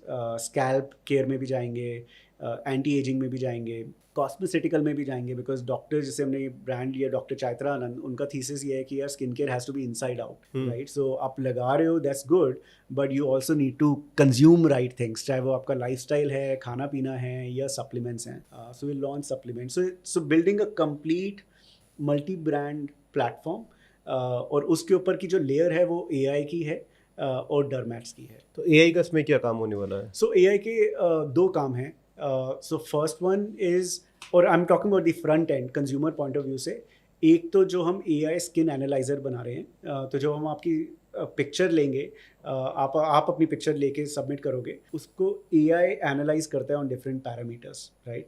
And AI will recommend you certain products also. Second, हम doctor Chaitra Anand, who is now a को founder, और इन्होंने skin Q start किया था जो हमने उनसे acquire किया, शी कंटिन्यूज एज अ को फाउंडर इन स्किन क्यू.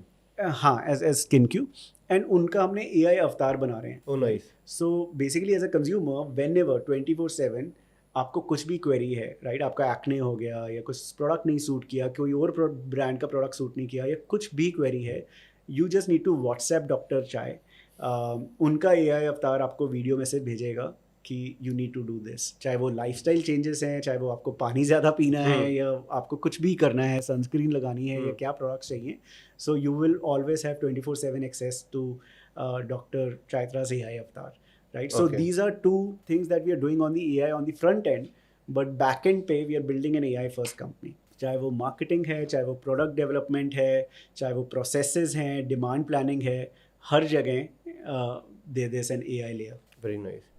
तो अभी ये कब से रोल आउट होने वाला है प्योरेस्ट आपका? सो हमने स्किन क्यू ब्रांड लॉन्च किया लास्ट मंथ, हाँ। और पहला March was our first full month, so that we have already launch and getting good traction. परसों अभी वो इंस्टा मार्ट में लाइव गया, एंड अभी क्विक कॉमर्स में we gone exclusively live with Instamart, और पहले दिन ही मतलब काफ़ी अच्छा रिस्पॉन्स आया। So very excited about some of the collaborations we are working on. So we've already launched it. बाकी obviously अभी इस साल हम स्किन क्यू को पहले एक लेवल पे लेके जाएंगे, उसके बाद फिर हम स्कैल्प के प्रोडक्ट्स लॉन्च करेंगे या सप्लीमेंट्स करेंगे। सो वो product road map is ready, but we will only launch the next brand when the first brand gets to a certain level. तो अगर समझे प्योरेस्टा में बहुत सारे डोमेट से आप कंसल्टेशन ले सकते हैं, वो फ्री रहेगा, पेड रहने वाला है? सो अभी तो इट्स फ्री, रहने वाला है। अभी इट्स फ्री। AI जो मैंने आपको बोला कंस्यार्ज जो डॉक्टर चाइत्रा है, that will always remain free, लेकिन जो डर्मैट over a long time we may charge something very very basic. I mean it could be per minute कि मतलब at least because we want more and more people to go through that consultation route. तो चाहे वो company fund करे, because doctors को तो पैसे देने पड़ेंगे, राइट, चाहे वो हमारे रोल्स पे है चाहे वो मार्केट प्लेस है। अब वो ऑब्वियसली कुछ मतलब company will also share from our whatever revenue we make, but otherwise consumer से हो सकता है बहुत बेसिक हम चार्ज करें, and that too as a micro payment की यार पर मिनट चार्ज करें। अल्टीमेटली पैसा बनेगा जब प्रोडक्ट सेल होगे। हाँ, पैसा हम तभी बनाएंगे जब प्रोडक्ट सेल होंगे। डर्मैट कंसल्टेशन से हम पैसा नहीं बनाएंगे। Dermat consultation is more of a service that we want more and more people to use. और प्रोडक्ट होगे अपनी ब्रांड के, probably most of the time सारे अपने ब्रांड्स के होंगे, सारे अपने ब्रांड्स के होंगे, बट अपने मल्टीपल ब्रांड्स होंगे। या तो हम बनाएंगे या एक्वायर करेंगे, दो चीज़। हाँ, तो अभी पहला हमने एक्वायर किया है, दूसरा तीसरा जो है वो अभी हम बना रहे हैं, बट हाँ मतलब वी आर एब्सोल्युटली ओपन। अगर इंटरेस्टिंग एक्विजिशन अपॉर्चुनिटी आती है तो over a period of time हम वो भी कर सकते हैं, but we are absolutely flexible on that side. अब इसी में अगर समझे जैसे ब्रांड ना हर कोई बनाना चाहता है सिगरेट में। अब जैसे मान लो कोई बिल्कुल ही 18-19 साल का लड़का है, एक एस्पायरिंग माइंडसेट है कि भाई मुझे ब्रांड बनाना है, उसको ब्रांड बनाना है, क्या करे वो? मतलब अगले 1 साल उसको क्या करना पड़ेगा एग्जैक्ट चेकलिस्ट के साथ, step by step? Yeah, in fact, so I invested in this company called Goat Life. So they make oats. So a very young founder, और I think उसकी जो playbook है ना, मतलब I have learned a lot from his playbook. उसके पास bootstrap था, I think he is from Kota, तो कोटा में उसने छोटी सी फैक्ट्री पहले कुछ और उसने स्टार्ट किया था, that did not work out well.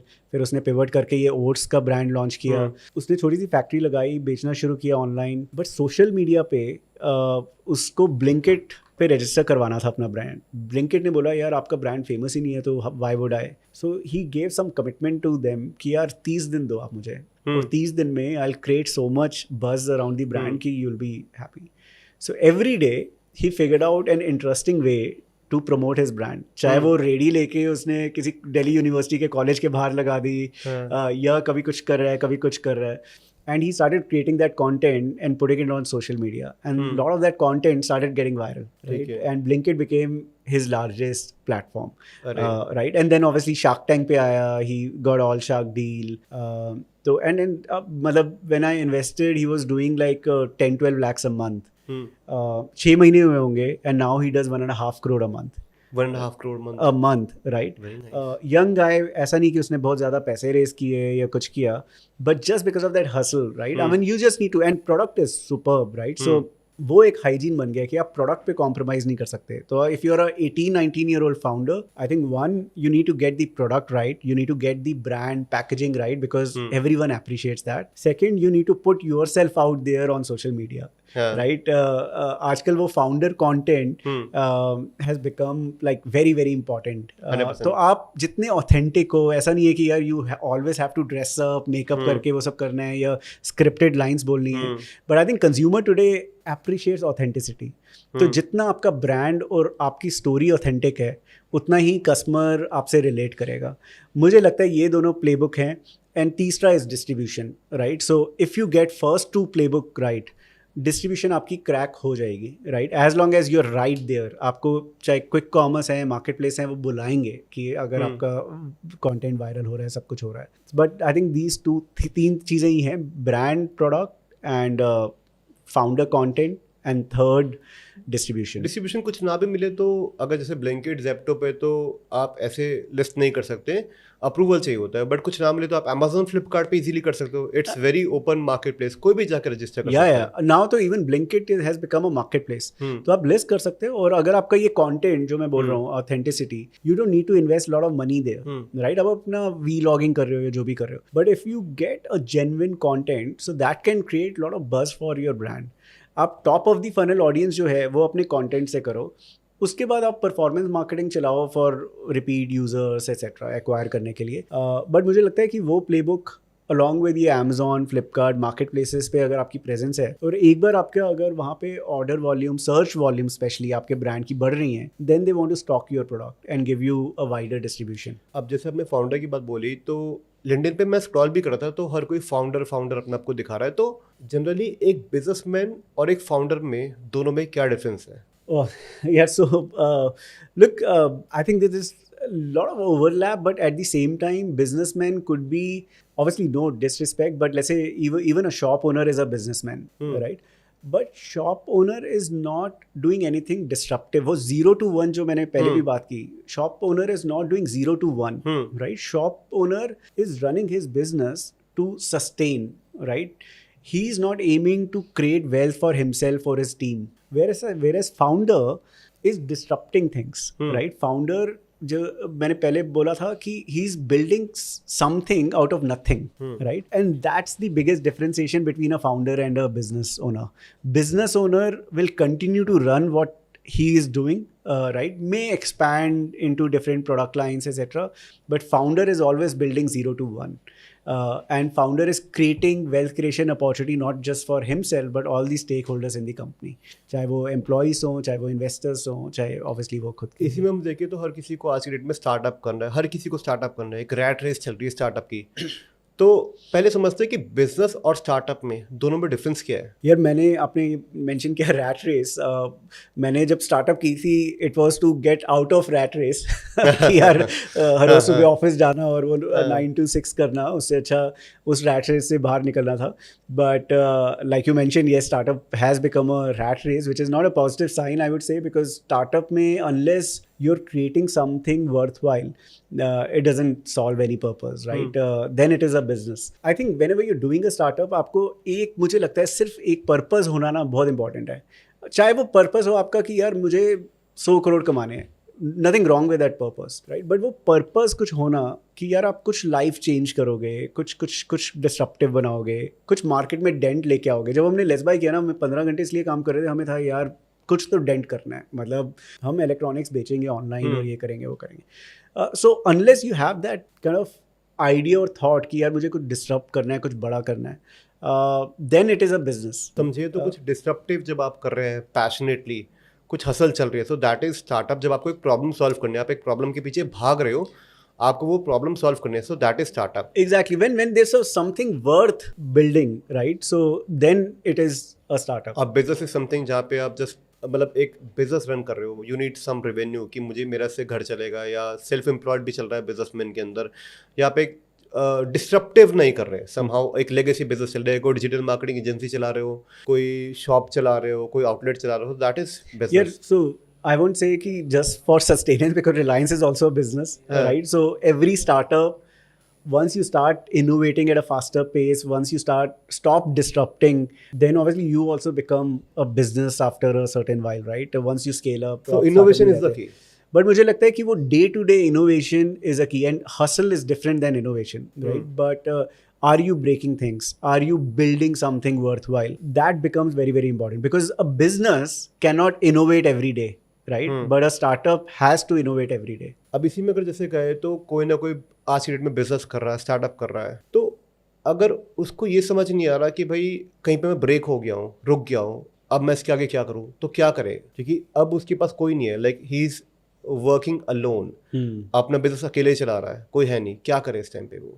यार अगेन मतलब being a founder is a lonely journey. So thankfully अब इकोसिस्टम इतना इवॉल्व हो गया है कि there are lot of successful startup founders who act as mentors as well, right? If you can find a reference to reach out to a startup founder who can help you, guide you, mentor you, nothing like it, because someone who has been through that journey, उसको पता है कि यार क्या challenges चल रहे हैं और इससे कैसे निकल सकते हैं. आप इन्वेस्ट भी करते हो स्टार्टअप्स वगैरह में? हाँ, right? मैं इन्वेस्ट भी करता हूँ. I would have invested in more than 60-65 companies.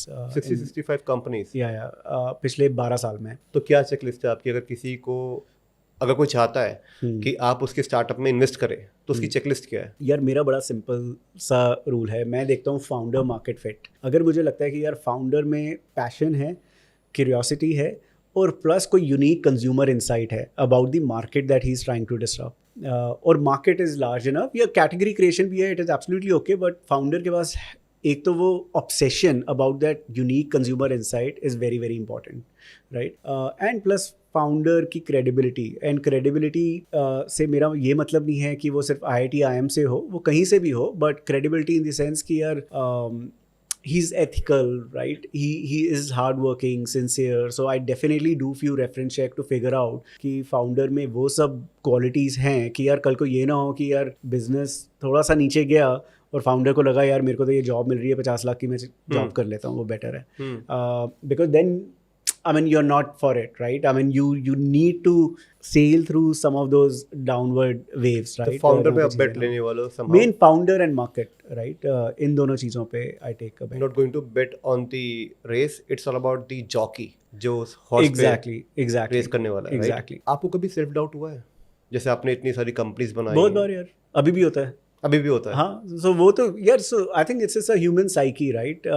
Human psyche where you compare yourself with your peers. मुझे लगता है कि यार हमने तो 250 करोड़ का रेवेन्यू, 16 करोड़ का प्रॉफिट और 400 में बेच दी. आइडली वैल्यूएशन तो 1200 करोड़ की होनी चाहिए थी या 1500 करोड़ की होनी चाहिए थी, राइट?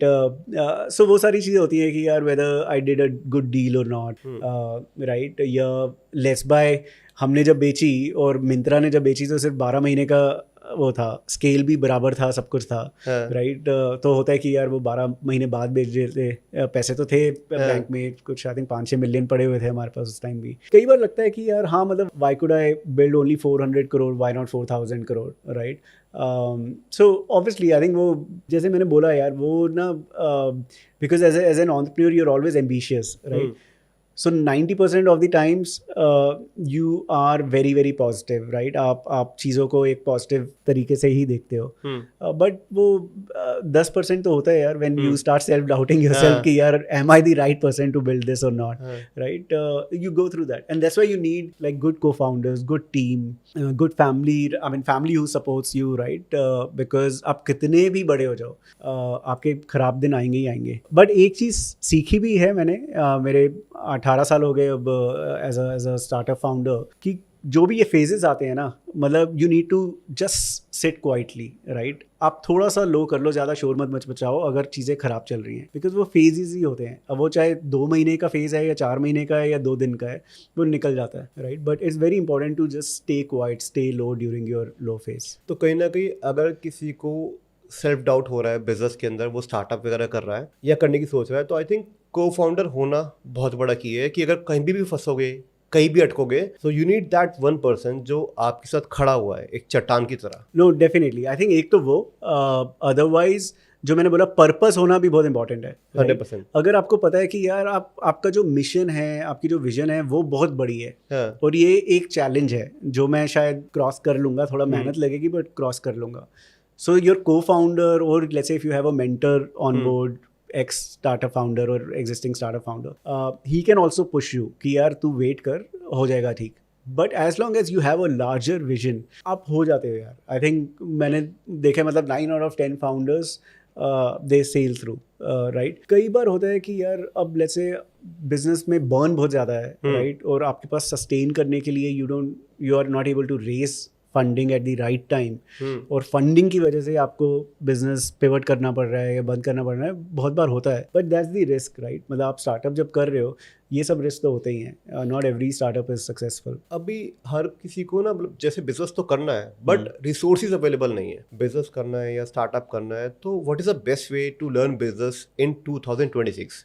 कहाँ से वो बिजनेस सीखे, कहाँ से स्टार्टअप सीखे, बिकॉज हर कोई इतना क्वालिफाइड नहीं है। यार बट मुझे लगता है कि अगर if I compare it with what was there 10 years back, I think अब तो बहुत रिसोर्सेज अवेलेबल हैं यार। चाहे वो मतलब आप जैसे लोग वो are doing a good job, content आप बना रहे हो और दूसरे एंटरप्रेन्योर्स को आप डिस्कस कर रहे हो, उनसे सीख रहे हो और सिखा रहे हो आगे, right? So all these content become very very important, because अगर कोई वो गलती कर चुका है और वो आपको बता रहा है कि भाई ये ऐसे गलती है, इसको अवॉइड कर लेना, so you already know, right? And there is enough content today on YouTube, on social media, which is available to startup founders. Second, there are so many events.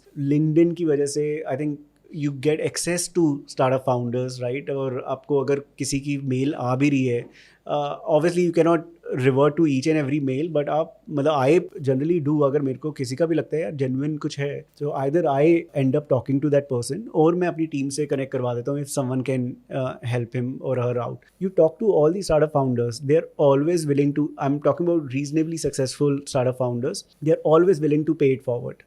वो कभी ये नहीं बोलेंगे कि यार आपको एडवाइस चाहिए कि मैं नहीं दे सकता। They are always open to share their learnings with you, right? And now we have got so many entrepreneurs who have done well, right?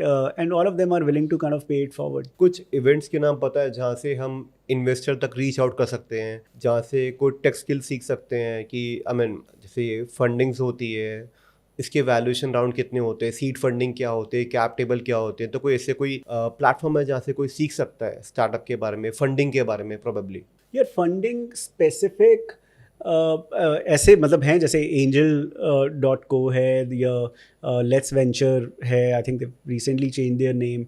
ऐसे कुछ प्लेटफॉर्म्स हैं जहाँ पे फंडिंग, जैसे you can list your business और they help you in reaching out to multiple angel investors, right? So ऐसे काफ़ी platform हैं जो आपको हेल्प करते हैं टू रीच आउट टू और to put your business in front of lot of angel investors, and I have seen people raise even 10-20 crores from some of these platforms. 20 crores? Yeah. So from some of these platforms, right? So it depends on your business plan, it depends on founders' credibility, etc.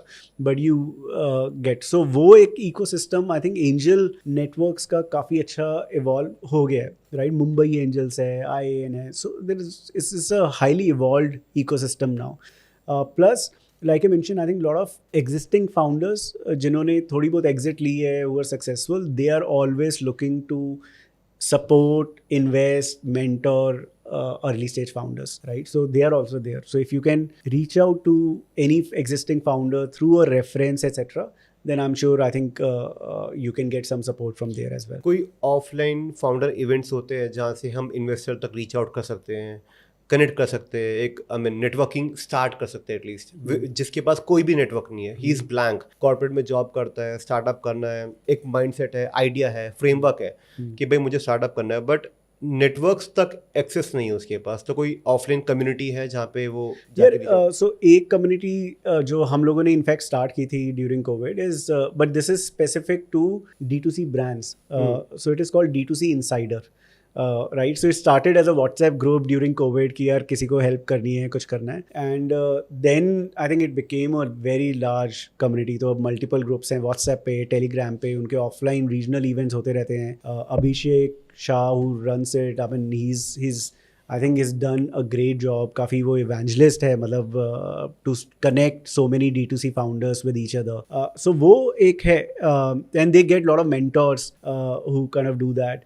Amazon, I recently learned, Amazon also runs a program for early stage D2C brands, right? Where they have mentors who are like successful founders, and if you get into their program, then they help you in all the mentoring and learnings. So I think मुझे लगता है फ्लिपकार्ट और मिंत्रा का भी एक पहले होता था startup accelerator program, so obviously ये सब भी हैं, राइट? सो आई थिंक अभी इकोसिस्टम काफ़ी इवॉल्व हो चुका है यार। सो अगर अभी कोई फाउंडर बोल रहा है यार मेरे पास आई एम नॉट रिसोर्सफुल, मुझे पता नहीं कि क्या करना है, then there something some problem with the founder, because information और डेटा सब कुछ अवेलेबल है इस टाइम। आजकल स्टार्टअप का बहुत बड़ा गेम चल रहा है, हर कोई प्रॉफिट छोड़ के वैल्यूएशन के पीछे भाग रहा है, ऐसा क्यों? यार मुझे लगता है I think it's not the right thing to do, but जब आप देखते हो कि यार इस कंपनी की इतनी वैल्यूएशन हो गई, इतने में एग्जिट हुआ, so as a first time founder I think that strikes you the most, right? और आपको पता है कि यार IPO चली गई बट अभी भी प्रॉफिटेबल नहीं है, right? So you start thinking कि यार investors are not really funding the profit, I mean investors are funding the growth. And that has happened and I think that will continue to happen. But मेरा learning जो है, right, जैसे जब Let's Buy we were burning lot of capital because उस time ये था कि यार Amazon का globally Jeff Bezos ने बोला था कि growth at any cost, right? That was his thesis. तो था कि यार आप डिस्काउंट दो, आप प्रमोशन करो, मार्केटिंग पे खर्च करो, but you grow at any cost. तो हम 40x ग्रो किए एक साल में, 40x, but obviously we were bleeding, right, on every transaction. तो उससे लर्निंग ये थी कि यार आप जब बर्न करके बिजनेस बनाते हो and when you don't have control on all the levers, it gets very very risky. क्योंकि जब फंडिंग खत्म हुई, राइट, आपका because of macro ecosystem or some other issue, right, then you don't have any option because आप क्या करोगे? आपके तो जो पैरामीटर्स, मतलब जितने भी वेरिएबल्स हैं वो सारे फटे हुए हैं. और उसके बाद अगर आप ग्रोथ के लिए पैसा खर्च कर रहे हो, देन यू नो कि यार कल को मुझे अगर फंडिंग की प्रॉब्लम भी होगी, बट मुझे पता है कि यार इन यूनिट इकोनॉमिक्स में ये 4 वेरिएबल हैं, मैं यहाँ मार्केटिंग का जैसे परफॉर्मेंस मार्केटिंग खर्च कर रहा हूँ, ये मैं कम कर दूंगा. It will hamper my growth but at least I'll have control over my business. So वो fundamentals सही होना मुझे लगता है is very very important. There's no harm in going after valuation, going after growth, but having basic fundamentals in place is I think very very important. Profitability matter करती है somehow. ये profitability वही मैं बोल रहा हूँ. देखो, आप जब 0 to 1 बना रहे होते हो, ज़रूरी नहीं है कि आप फर्स्ट मंथ से प्रॉफिटेबल हो, right? It depends on your aspiration कि आपको बिजनेस बनाना है. Business could be slow growth and highly profitable, या अगर आपको बहुत ही बड़ा स्टार्टअप या बिजनेस बनाना है तो देन ऑब्वियसली अगर if you are going after hyper growth will come at a cost, 100%, at a price. अब वो price can have an impact on your profitability. तो हो सकता है कि पहले 3 साल 4 साल आप प्रॉफिट नहीं बना रहे, but you're growing. Nothing wrong with that, right? As long as you have good investors who are aligned with your vision, way of doing business, etc. Nothing wrong with that. Problem तब आती है जब आपके पास जो levers होते हैं to transition the business from loss making to profit making, आपके पास उन levers पे control नहीं है. अगर वो लिवर्स पे कंट्रोल नहीं है, then it becomes a challenge. Because फिर अगर आपकी फंडिंग कभी रुकती भी है, then you don't have any option but to shut down your business. इसी में अगर एग्जांपल ले, जैसे जोमेटो था, पहले बर्न कर रहा था, बाद में वो प्रॉफिटेबल हो गया. और दूसरी केस स्टडी बायजूस, फंडिंग ले लेके कंपनी 2 लाख करोड़ की वैल्यूएशन पे पहुंच चुकी है, if I am not wrong. उसके बाद जब वैल्यूएशन मिली ही नहीं, फंडिंग मिली नहीं, तो उसके बाद वो वापस धड़ाम से नीचे आके गिरी. बायजूस की केस स्टडी तो दुनिया जहान में फेमस है. So I think that is the case study कि इंसान को प्रॉफिटेबिलिटी माइंडसेट बनाना चाहिए. इनफैक्ट इसी में आजकल एक कल्चर चल रहा है इंडियाकॉन का, कि आप 100 करोड़ अचीव कर लेते हो तो आप इंडियाकॉन बन जाते हो. मतलब प्रॉफिटेबिलिटी शुड कम इन अ वे. ऐसा नहीं कि आप बर्न करते रहोगे क्योंकि एक टाइम पे फंडिंग मिलनी बंद हो जाएगी, फिर क्या करोगे. और IPO में भी बहुत लोग लॉस मेकिंग स्टार्टअप लेके जा रहे हैं, बट अब आई थिंक वहाँ भी बैरियर्स आ गए. यार देखो, कोई भी इन्वेस्टर हो, चाहे वो प्राइवेट मार्केट में VC या प्राइवेट इक्विटी हो या IPO में पब्लिक मार्केट में इन्वेस्टर्स हो, हर कोई बिजनेस के फंडामेंटल्स से देखता है, राइट? आपका ग्रॉस मार्जिन क्या है, आपका कॉन्ट्रीब्यूशन मार्जिन क्या है, those things become very very important, right?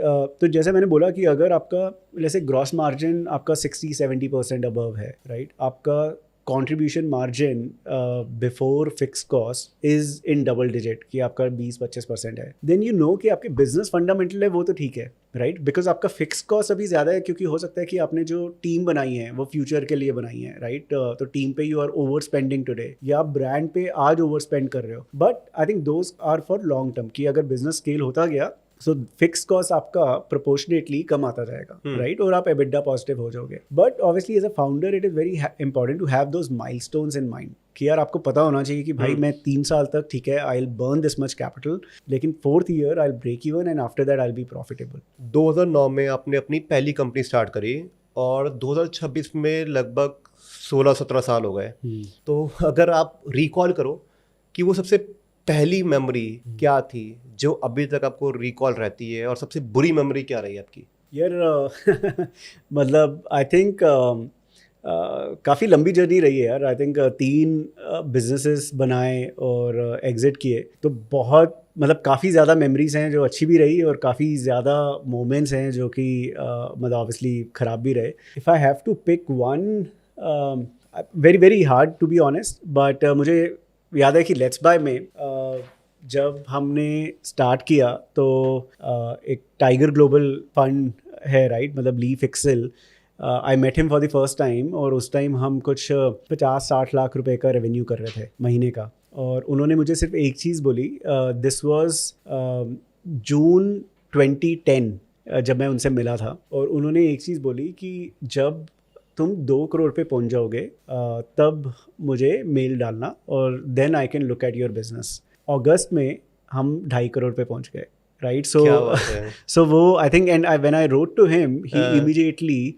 I think उस टाइम न्यूयॉर्क में शायद रात को 12-1 बजे होंगे, but he immediately called me up just to know कि व्हाट हैपेंड, बिकॉज 15 जून के आसपास हम लोग मिले थे जब 50 लाख रुपए का रेवेन्यू हम ट्रेंड कर रहे थे जून में, और 2 महीने में even he was surprise to see कि यार 50 लाख से 2.5 करोड़ कैसे पहुंच गए। सो वो एक बड़ा काफ़ी मुझे एक मेमोरी कई बार छप जाती है ना, तो वो एक उसकी कॉल याद है ली की, very congratulated and you were curious to know कि यार ऐसा क्या किया। So I think that's one happy memory that I have. I think bad memory, somehow I think as an individual I don't keep a lot of bad stuff in my mind, तो मैं काफ़ी उसको flush out करता रहता हूँ, तो as such कोई बहुत बड़ी bad memory तो नहीं है, but let's say some issue with the co-founder could be one of the bad memories that I have, and not just one memory but I think it was more episodic.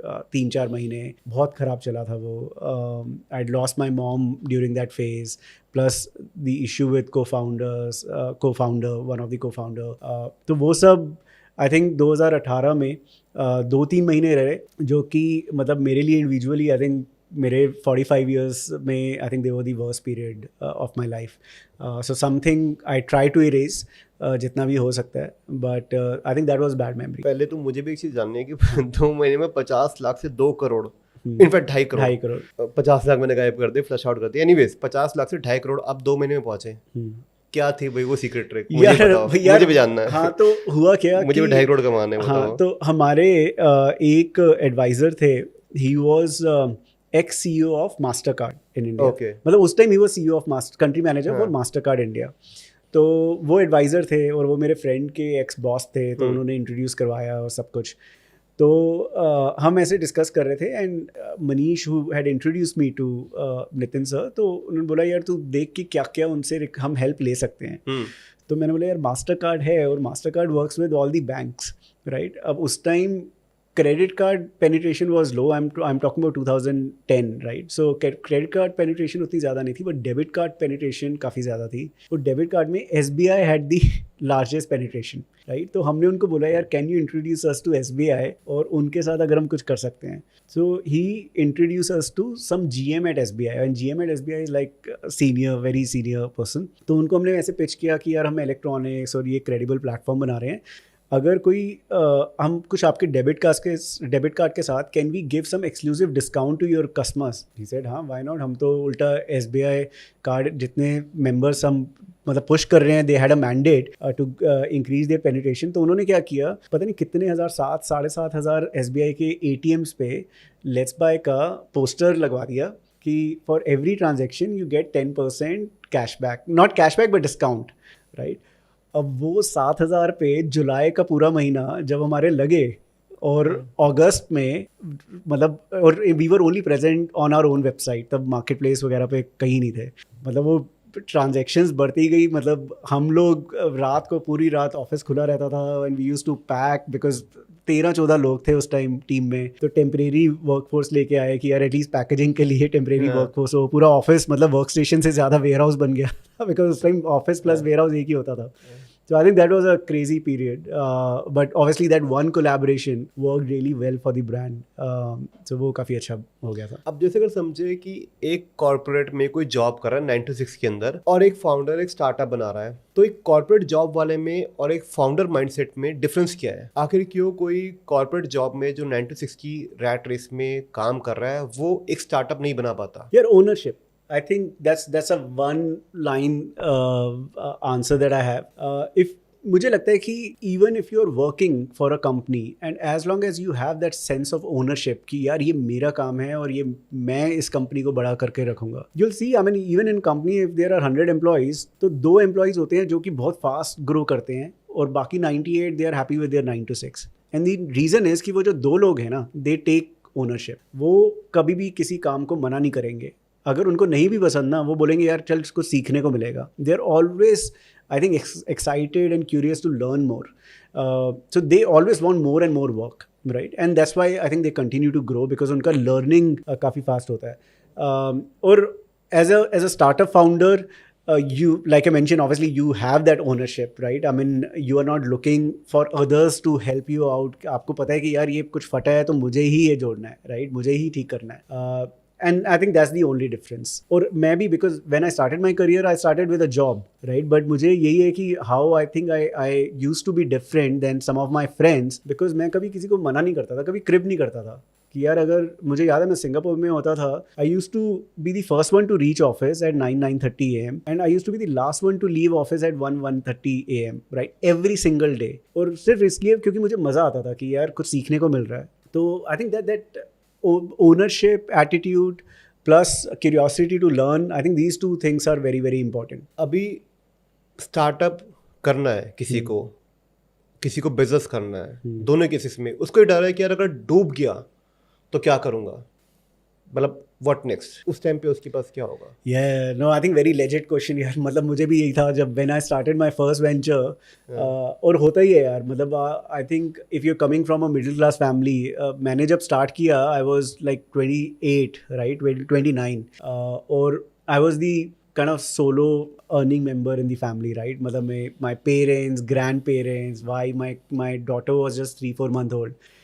तो बहुत बड़ी responsibility थी, right? तो आधा stress तो ये था कि यार सब कुछ इतना पैसा लगा रहा हूँ मैं, सारी सेविंग वगैरह का, अगर नहीं हुआ तो क्या होगा, right? So that fear is always there. But if you can use that fear as a motivation कि भाई नहीं हुआ तो कुछ है नहीं option, so this you have to make it a success, you give it all, right? And I think that's what I did. So मुझे क्योंकि वो फियर इतना बड़ा था कि यार मैं क्या मुंह दिखाऊंगा, मैं तो मतलब I took loan from my parents also, तो उनका भी प्रोविडेंट फंड मैं यूज़ कर रहा हूँ.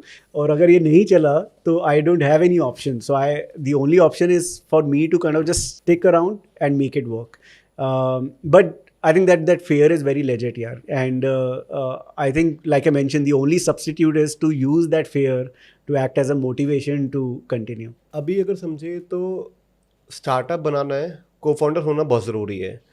तो अगर मुझे स्टार्टअप बनाना है आज और मुझे कोई को फाउंडर चाहिए, तो उसके अंदर क्या क्या स्किल सेट में होनी चाहिए? मतलब मैं क्या चेकलिस्ट रखूँ कि भाई इसके अंदर ये स्किल सेट है तो I can have this as a co-founder in my upcoming startup. यार एक तो आई थिंक वो कंपैटिबिलिटी जो होती है ना, तो वो को-फाउंडर्स में होनी बड़ी इंपॉर्टेंट है.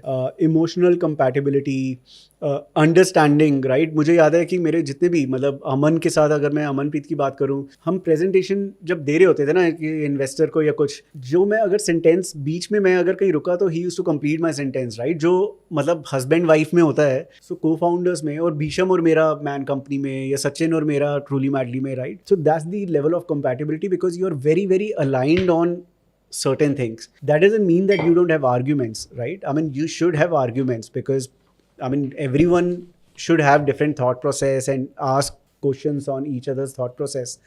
But at least because अगर आपका aspiration और vision aligned है, or there are no egos, right? Then most of the issues are resolved. So मुझे लगता है when you're looking for a co-founder, एक तो आपका compatibility as an individual उस बंदे के साथ कितना है, that's very important. Second, I would personally rate attitude higher than aptitude any day, right?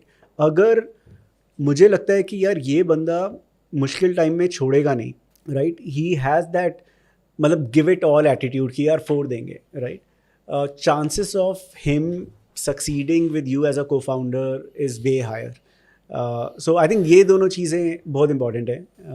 बाकी I think there is always learning यार. मतलब there are no, मतलब ऐसा नहीं है कि कोई चेक बॉक्स है कि आप ये 4 चीज़ें होंगी तो सब ठीक हो जाएगा, फिर भी चीज़ें ख़राब हो सकती हैं. But I think these 2 things are very very important for me. And इसके साथ साथ अगर देखिए कि स्टार्टअप के साथ साथ आप एक स्टार्टअप बिल्ड कर रहे हो, इस टाइम पे आपके साथ एक अच्छा लाइफ पार्टनर होना भी ज़रूरी है. बहुत कितना ज़रूरी है? बहुत ज़रूरी है यार, बहुत ज़रूरी है. Because I think as a founder, your life is anyways very very stressful.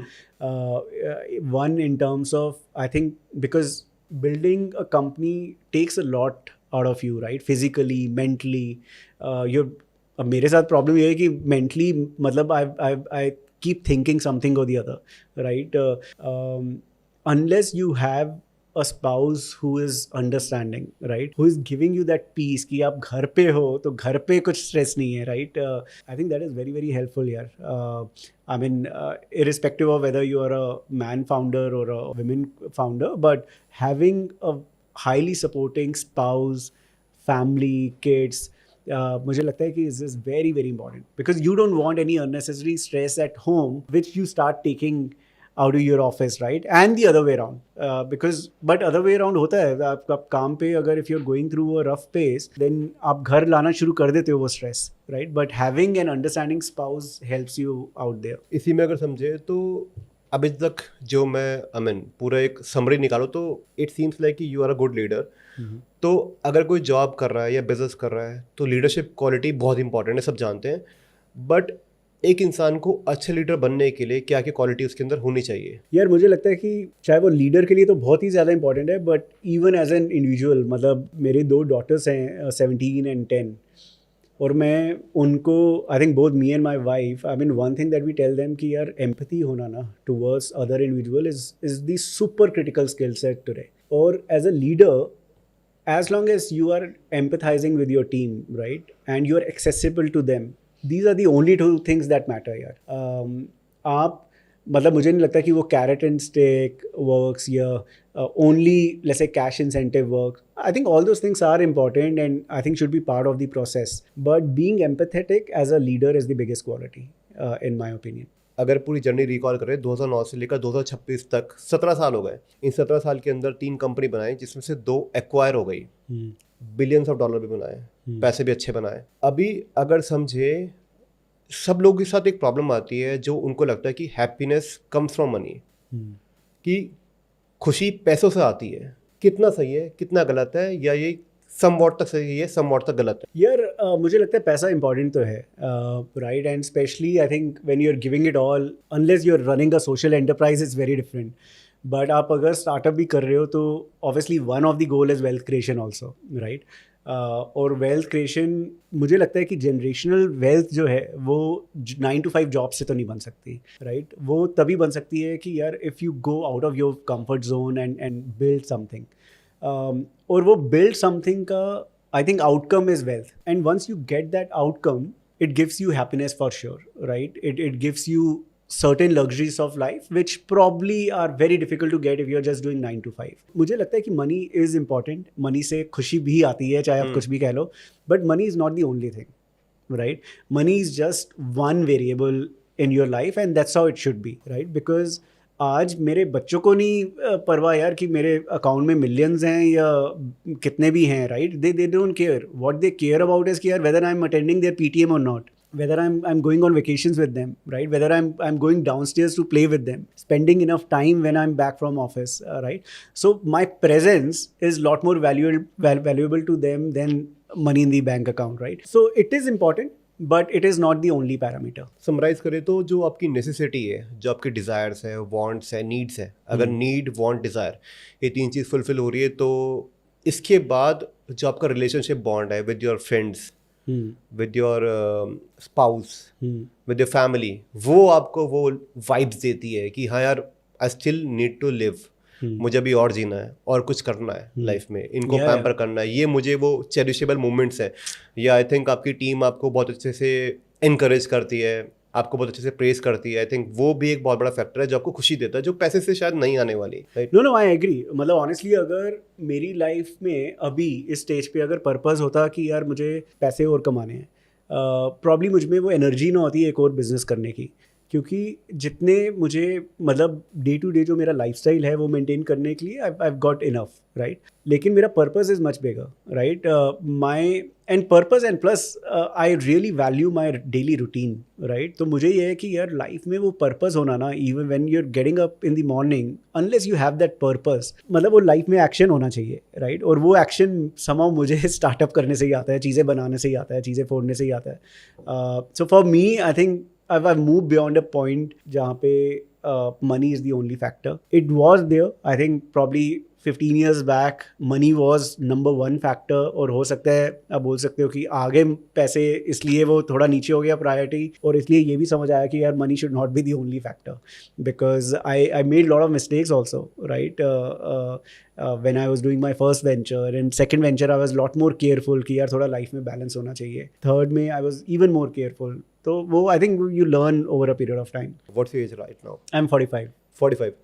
तो 45 में even though you have grey hairs but you look so sharp. So I mean मतलब क्या है आपका daily routine क्या? What is your daily routine? Yeah, so I think no thanks. One, I realized it early on कि यार आपकी body ना इतना stress अगर ले रही है, and if you don't take care of your body, then it will give up one day or the other.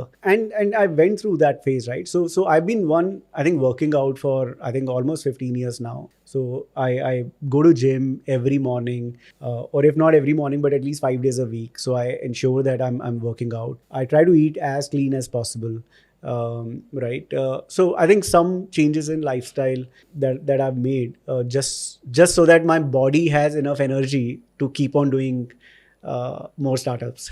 So I think that's one thing that I've been very very careful about. अभी अगर मैं चाहता हूँ कि कोई investor मेरे startup में fund करे, तो वो क्या रेड फ्लैग है जो मुझे हमेशा अवॉइड करनी है, जिसमें मुझे पता है कि भाई कोई भी इन्वेस्टर मेरे स्टार्टअप में इन्वेस्ट नहीं करेगा? यार एक red flag, and I can share as an investor, कई फाउंडर्स होते हैं वो पिच ही ये करते हैं कि सर आप as an angel investor, right, वो ये पिच करते हैं सर आज आप पैसा डालो 6 महीने में I raise my next round, आपको मैं एग्जिट दे दूंगा, right. So lot of founders think very very short term कि यार as if doing a startup is deal making कि I am investing today for 6 months और 12 months कि मेरा 2x रिटर्न आ जाएगा. That's not how it works. I think every investor is looking for a founder who's committed for a long term. So having that long term vision as well as long term commitment becomes super critical when you're building a startup. अगर आपको आपकी बातों से आपकी vision से investor को लग रहा है यार आप सिर्फ 1-2 साल के लिए बना रहे हो and you want a quick money, that kind of is a very very big red flag.